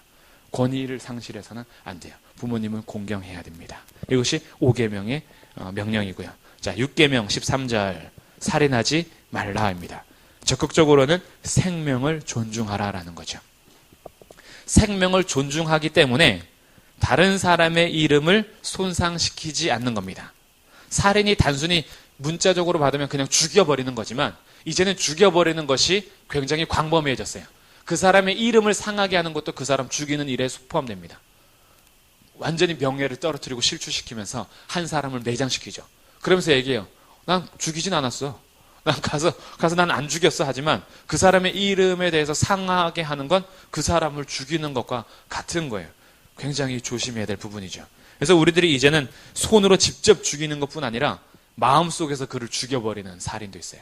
마음에서 완전 그를 없애버리죠. 그냥 혀로 그를 죽일 때도 있습니다. 말로써.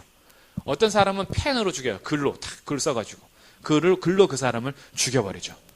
이런 죽여버리는 근본적인 우리의 마음이 뭐냐 하면 분노, 시기, 미움입니다. 그래서 예수님께서 나중에 다시 마태복음에서 설명하면서 너의 마음의 형제를 미워하면 그것은 살인과 똑같아라고 다시 제정해 주시는 거예요. 우리의 미움과 분노와 시기로부터 그 사람을 이미 마음에서 죽여버리기 시작하면 실질적으로 가서 그를 육체적인 몸을 죽이지 않더라도 너는 이미 살인한 거야 라고 말해주죠. 그래서 다른 사람의 죽음에 대해서 우리가 깊이 생각할 때 내가 그 사람을 미워하고 분노하고 시기하고 있다면 먼저 해야 할 일은 그 미움과 시기와 분노의 마음을 하나님께 가지고 와서 주님 앞에 털어버리는 겁니다. 해결하셔야 돼요. 그 분노와 미움과 시기를 하나님 앞에 나와서 기도하면서 다 털어내셔야 됩니다. 이거 털어내지 않고 자꾸 갖고 있으면 내가 실질적으로 죽이지 않아도 언젠가 말로써 그를 죽여버려요. 마음에서 그를 매장시켜버리거나 어쨌든 글로써 그를 죽여버릴 때가 있죠. 살인으로 연결이 됩니다. 그러다가 진짜 머리가 갑자기 확 정신적으로 확 이렇게 돌아버리면 실제적으로 이제 죽여버리는 경우도 있죠. 그래서 우리 살인하지 말라, 이거 생명을 존중하라라는 마음을 주면서 우리가 상대방을 존중할 때에야 미워하고 시기하고 분노할 때에도 하나님 앞에 나와서 기도함으로 이제 해결해 가는 겁니다. 마음의 문제를 해결해야 되죠. 더 이어서 자기의 생명도 존중해야 됩니다. 살인이 꼭 타인과만 관계된 게 아니라 나에게도 마찬가지예요. 나의 생명을 존중하기 위해서 하나 유념해야 될 것이 있습니다. 우리의 영혼을 죽이시면 안 돼요. 우리의 영혼, 우리의 마음을 죽이면 안 돼요. 그래서 유혹에 사로잡혀 있지 말고 하나님의 말씀을 먹음으로 영혼이 살 때야 내 생명이 삽니다. 그래서 자기 생명을 존중하면서 자기 영혼을 죽이지 않는 태도. 그래서 우리의 마음에 상함이 있다면 하나님 앞에 나와서 기도함으로 해결하면서 나를 살려주고, 그리고 하나님의 말씀을 먹음으로 내 영혼을 살려주고, 그렇게 가는 거죠. 이것의 적극적인 행동은 선을 베푸는 겁니다. 살인하지 말라, 이것은 소극적인 거죠. 적극적으로는 생명을 존중하면서 선을 베푸는 거예요. 그래서 우리가 모른 척할 수 없는 일들이 있습니다. 지금도 아프리카에서 죽어가는 친구들 있죠. 우리가 방관함으로 죽이는 겁니다. 그들을 도울 수 있다면 우리가 자기의 위치에서 단 몇 푼이라도 물을 좀 사 먹을 수 있게끔, 그가 좀 잘할 수 있게끔 도와주는 거. 이게 선을 베품으로 생명을 존중하는 적극적인 태도예요. 그래서 좀 돌보시면 좋습니다. 자기의 위치에서 할 수 있으면 우리 이 땅에 대한민국의 소년 소녀 가장들이나 좀 불우한 이웃을 돕는 것도 생명을 존중하여 적극적으로 하는 일일 테고, 좀 이렇게 아프리카나 저기 동남아 지역에 아직 못 살아서 죽어가는 친구들을 향해서 조금이라도 내가 도와줄 수 있다면 그것도 생명 존중을 적극적으로 행하는 선을 베푸는 일입니다. 그래서 살인하지 말라를 우리는 이렇게 적극적으로 같이 지켜나가는 거죠. 그리고 이제 14절 간음하지 말라, 7번째 계명이죠. 이 간음죄는 사람을 짐승으로 닮게 합니다. 짐승. 그래서 영을 오염시키고 몸을 파괴합니다. 특히 음란, 간음, 여기에 대해서 예수님께서 얼마나 적극적으로 말씀하시는지 신약 성경에서도 이 간음에 대해서나 음란에 대해서는 계속해서 나오는 것이 이 죄입니다. 우리의 몸을 더럽히는 것은 이미 우리의 영혼을 더럽히는 거고, 창기와 합한 자들은 이미 그의 영과 합쳐져서 한 몸이 된 것을 알지 못하냐라고 얘기하면서 음행이나 간음 자체는 영혼의 연합까지 설명을 해요. 그렇기 때문에 이것은 우리의 영을 오염시키고 몸도 파괴할 뿐 아니라 자기만 죽이는 게 아니라 다른 사람의 영혼까지 파괴합니다. 간음할 때 보세요.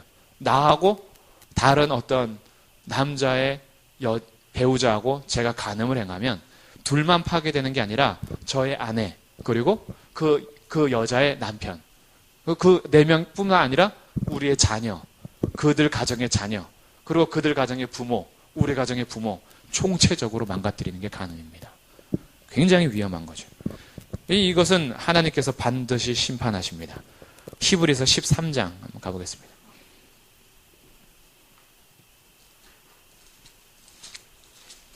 히브리서 13장 4절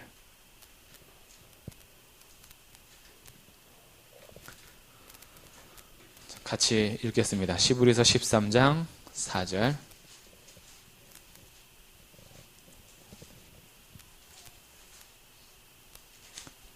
같이 읽습니다. 시작. 모든 사람은 결혼을 귀히 여기고 침소를 더럽히지 않게 하라. 음행하는 자들과 간음하는 자들을 하나님이 심판하시리라. 하나님께서 반드시 심판하십니다. 구약에서도 레위기나 출애굽기에 계속 음행에 대해서 얘기하면서 간음하는 자는 사형에 해당하는 법입니다. 그는 둘 다 돌로 쳐서 죽여야 돼요. 그래서 이 간음죄는 구약에서도 이미 심판으로 사형죄에 해당하지만 신약 성경에서 히브리서에서도 다시 한번 강조하면서 침소를 더럽히지 않게 하라. 음행하는 자들과 간음하는 자들을 하나님께서 반드시 심판할 것으로 얘기합니다. 간음은 굉장히 위험한 거죠. 오늘날 이 간음이 무슨 성문화가 돼버렸어요. 그래서 뭐 부부 스와핑 그리고 서로 이제 막 성의 쾌락의 탐욕이 끝이 없습니다. 만족할 줄 몰라요. 그래서 결혼 외에 아내 말고도 애인이 그렇게 많다 하더라고요. 다 이게 문화래요, 그냥. 아내 말고 애인 한두 명쯤은 있어야지 제대로 사는 거랍니다. 세상이에요. 세상이 그렇게 돌아갑니다. 성경은 말하죠. 간음이다. 하나님께서 반드시 심판한다. 그러니까 우리들이 하나님의 법을 놓쳐버리면요. 세상 속에서 이게 뭐가 옳은지도 모르고 흘러가요. 하나님의 말씀 우리 생명과 직접 연관되어 있으며 우리의 참된 자유를 주는 게 법이에요. 그래서 간음에 대해서 경고할 때 우리가 이제부터 간음에 대해서 조심해야 될 부분이 있다면 이게 첫 번째는 눈을 조심하라. 이거죠. 눈. 보는 것.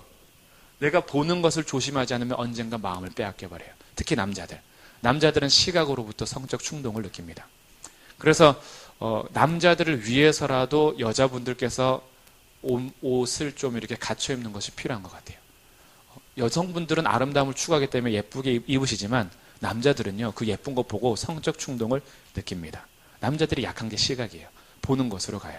그래서 그 음란물이나 음란 사진 같은 거 남자들이 굉장히 즐거워하죠. 이것을 조심하는 겁니다. 거기에 마음을 뺏겨버리면 우리의 마음은 이미 음란하게 가버려요. 여성들이 조심해야 될 게 있습니다. 여성들 특별히 귀를 조심해야 됩니다. 여성들은 시각으로부터 성적 충동이 아니라 듣는 것으로부터 성적 충동을 느낀다 그래요. 그래서 누군가가 나한테 와서 예뻐요 라고 하는 거죠. 뭐 괜찮으시네요.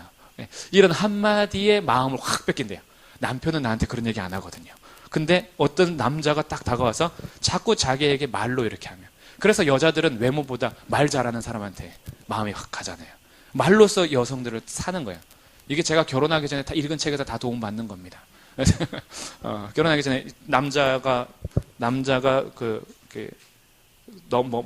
욕망에 대해서 이제 설명하는 결혼에 대한 책이 있어요. 그리고 여자들은 숨길 수 없는, 감출 수 없는 욕망인가 이런 게 있는데, 여성들은 귀 확실히 칭찬하고 자기를 칭찬하고 높여주고 자존감 세워줄 때 여자들은 마음을 먼저 빼앗긴대요.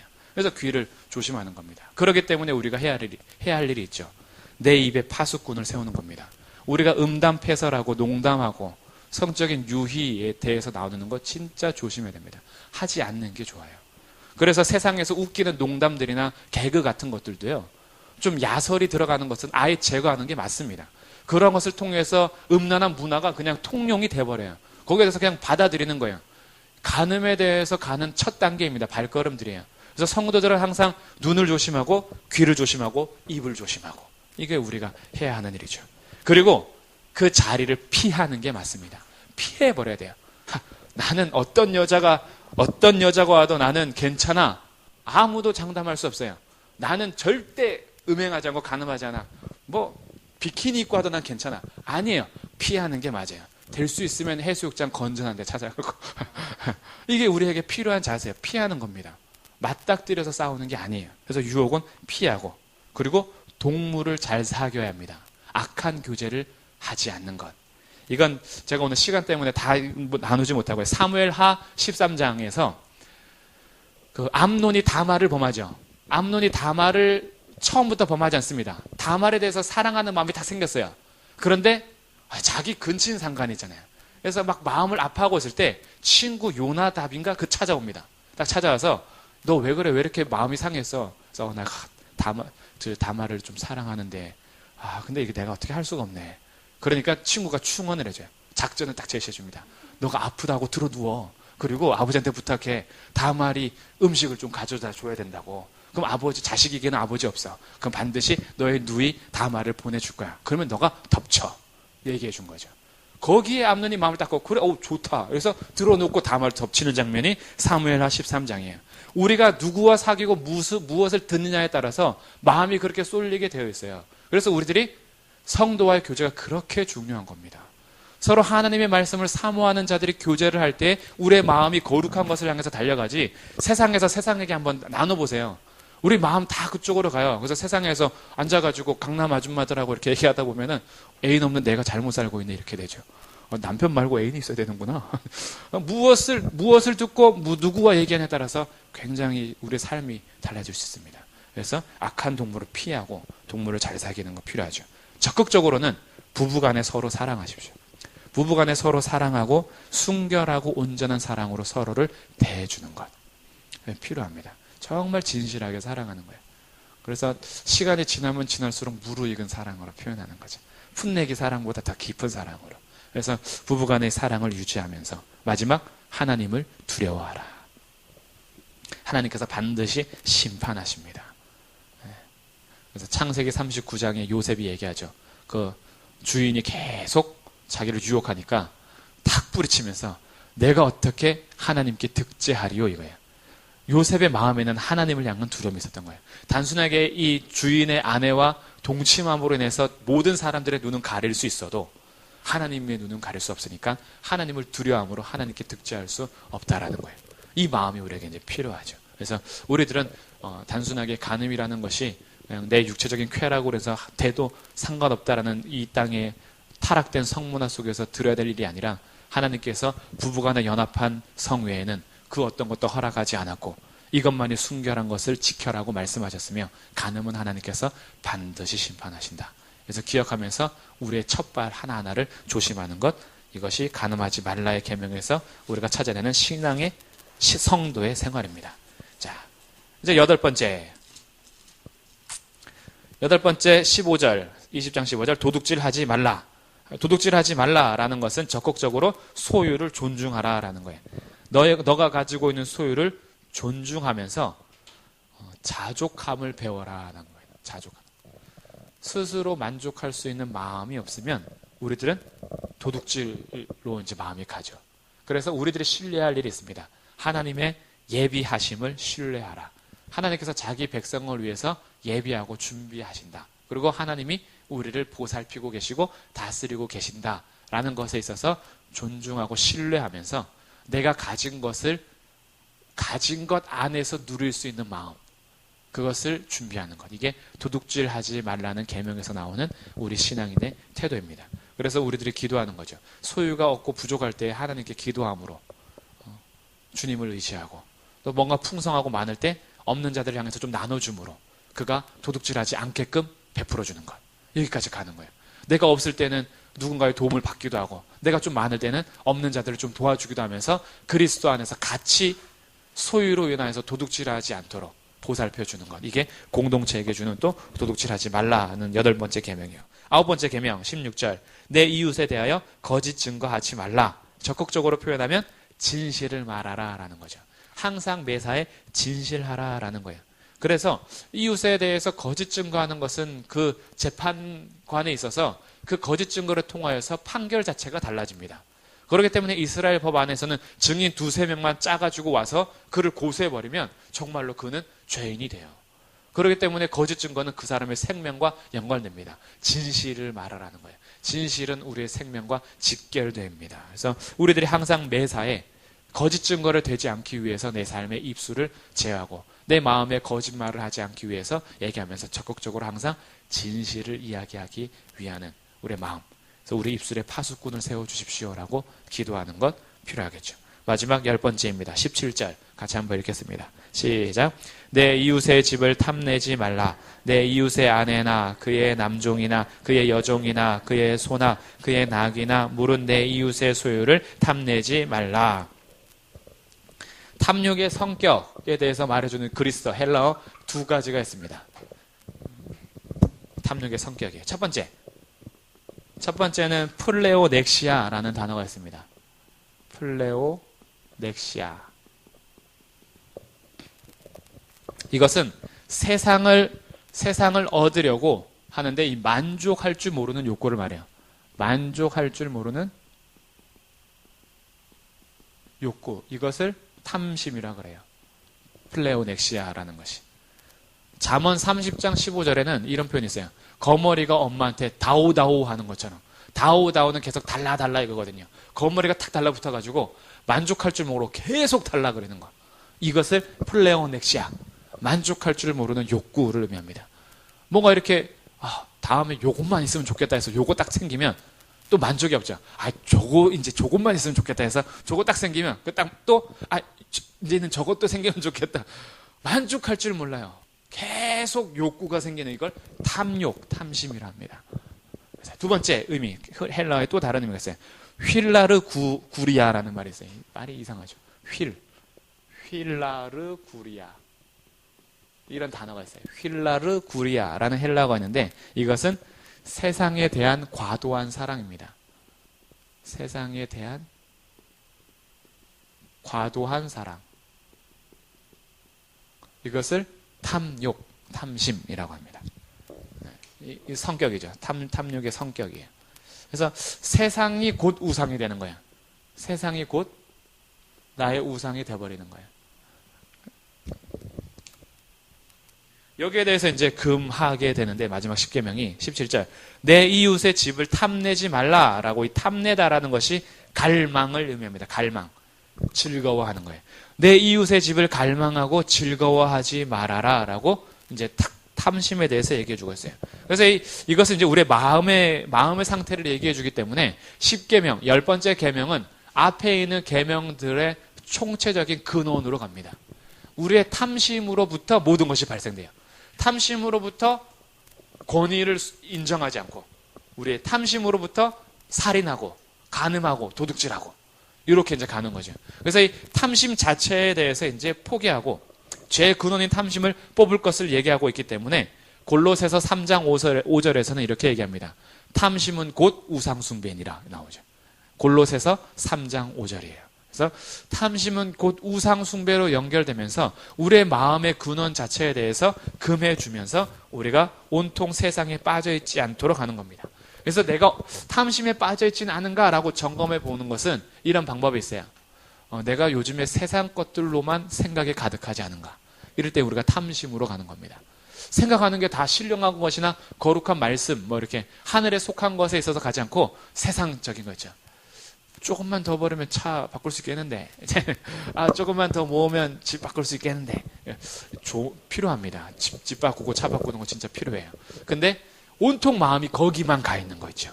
하나님의 말씀에 대해서는 전혀 관심이 없는 거. 이럴 때는 우리가 마음을 뺏긴 겁니다. 탐심에 가 있는 거죠. 우리의 노력이 주님을 알기 위한 노력보다 온통 세상에 필요한 것들만 얻기 위해서 노력할 때 탐심이죠. 우리의 마음을 뺏긴 겁니다. 탐하는 겁니다. 그래서 이제 우리가 해야 할 일은 우리의 마음을 하나님께 드리기 위해서 적극적으로 하나님 앞에 쏟아놓는 거예요. 그래서 우리들은 이제 하나님께서 주신 일들을 자족하면서 그리고 우리의 마음을 하나님께만 드리면서 우리의 마음을 이웃에게 빼앗기지 않는 것, 세상에서 빼앗기지 않는 것. 그래서 항상 주의 말씀과 기도는 항상 같이 갑니다. 이것은 그냥 종교적인 활동이 아니라 우리의 생명과 연결이 돼요. 말씀을 들을 때 탐심을 물리칠 수 있어요. 이길 수 있는 것은 오직 하나, 믿음입니다. 우리의 이김은 이것이니 오직 우리의 믿음이니라. 믿음 없이 세상을 이길 수가 없습니다. 그래서 우리가 세상에 올 때마다 믿음으로 탁 서서 말씀을 붙드는 거예요. 그래서 말씀을 붙들므로 탐심을 물리치고, 탐심이 생길 때마다 기도하는 거죠. 마음에 음욕이 생기고 도둑질하는 마음이 생기고 부모님을 거역하고자 하는 마음이 생기고 막 이렇게 거짓말하고 싶은 마음이 생길 때마다 기도하는 거죠. 하나님 도와주십시오. 주님 앞에 서게 해주십시오. 그래서 기도와 말씀을 떠나서 성도들이 거룩을 유지할 수가 없습니다. 그래서 특별히 소유에 대해서 얘기하면서 17절은 이렇게 맺죠. 이웃의 집 탐내지 마라. 이웃의 아내도 탐내지 마라. 남종, 여종, 소, 나귀, 그의 이웃의 소유를 탐내지 마라 라고 하면서 우리가 하나님으로부터 부여받은 바 가정을 자족하고 우리에게 주신 소유를 자족하면서 탐심을 하나님 앞에 내려놓고 이 마음을 주님 앞에 올려놓는 것, 이것이 10번째 계명을 우리가 지키는 방법입니다. 이렇게 이제 10계명 마무리하면서 요 표현이 있어요. 굉장히 참 좋은 표현이라고 생각하는데 미국에 이제 마이클 호튼이라는 교수님이 있습니다. 마이클 호튼의 책이 우리나라에 많이 번역이 되면서 요즘에 잘 나와요. 그래서 이분의 책들이 쉽지 않습니다. 좀 이렇게 미국의 사회 환경을 통해서 책들을 써내기 때문에 우리나라가 우리의 입장에서 읽기는 좀 불편함들이 있지만 이분이 써내는 그 핵심들이 우리에게 도움을 많이 주는 분이세요. 근데 이 마이클 호튼이라는 분이 10계명에 대해서 책을 썼는데 우리 삶의 의미와 목적을 알려주는 10계명이라는 책을 냈어요. 근데 이것이 영어 제목이 우리에게 딱 좀 좋은 교훈을 줬어요. 그래서 영어 책 제목을 보니까 The Law of Perfect Freedom이에요. 그래서 완벽한, 완전한 자유의 법. 이게 10계명이라는 거예요. 여기에 대해서 제가 딱 그동안 정리하려고 했던 것이 한 문장 안에 딱 들어있어요. The Law of Perfect Freedom. Perfect Freedom. 완전한 자유를 위한 법이 10계명이지 우리를 막 올가매기 위한 법이 아니다. 네. 그래서 이 10계명은 이제 결론을 맺어가면서 우리가 지키면 지킬수록 완전한 자유로 갑니다. 지키면 지킬수록 구원받는 조건이 아니라 구원받은 자들이, 신자들이 이 말씀의 정신을 알고 하나님 사랑과 이웃 사랑을 실천하면 실천할수록 완전한 자유로 나아가요. 이것이 주님께서 주신 10계명입니다. 그래서 이 계명을 누리십시오. 네. 이것을 누리면서 하나님께서 주신 참된 자유를 우리가 우리의 삶 속에서 누려가는 것. 이것이 하나님께서 주신 복입니다. 이렇게 10계명을 잘 사용하시면서 우리가 신자로서 어떻게 살아야 할지 우리의 신앙생활을 점검하시며 우리의 일상생활 속에서 성도로서의 삶을 이어가시기를 주님의 이름으로 축복합니다. 네, 기도하겠습니다. 주님 감사합니다. 주님께서 허락하신 말씀 안에서 우리의 삶을 다시 둡니다. 주님 우리의 완전한 자유를 허락하시기 위하여서 성도로서 어떻게 살아야 할지 알려주신 10계명을 같이 마음에 새기고 이제 우리가 믿는 자로서 우리의 삶을 다시 한번 돌아보면서 하루하루 더 완전한 자유를 향한 발걸음이 되게 하여 주옵소서. 하나님의 말씀을 지켜갈 때마다 참된 기쁨과 즐거움 허락하여 주시고 주님의 말씀을 묵상할 때마다 세상에 줄 수 없는 평화와 기쁨 허락하여 주시되 주의 말씀 앞에 설 때마다 참된 평안과 자유를 누릴 수 있도록 주님께서 은혜를 베풀어 주옵소서. 저희들 부족합니다. 연약합니다. 여전히 우리의 마음을 세상에 빼앗길 때가 많이 있습니다. 주님 저희를 도와주셔서 우리의 마음 붙잡아 주시고 우리의 마음을 말씀 앞에 두고 기도함으로 승리하게 하옵소서. 예수 그리스도의 이름으로 기도드립니다. 아멘.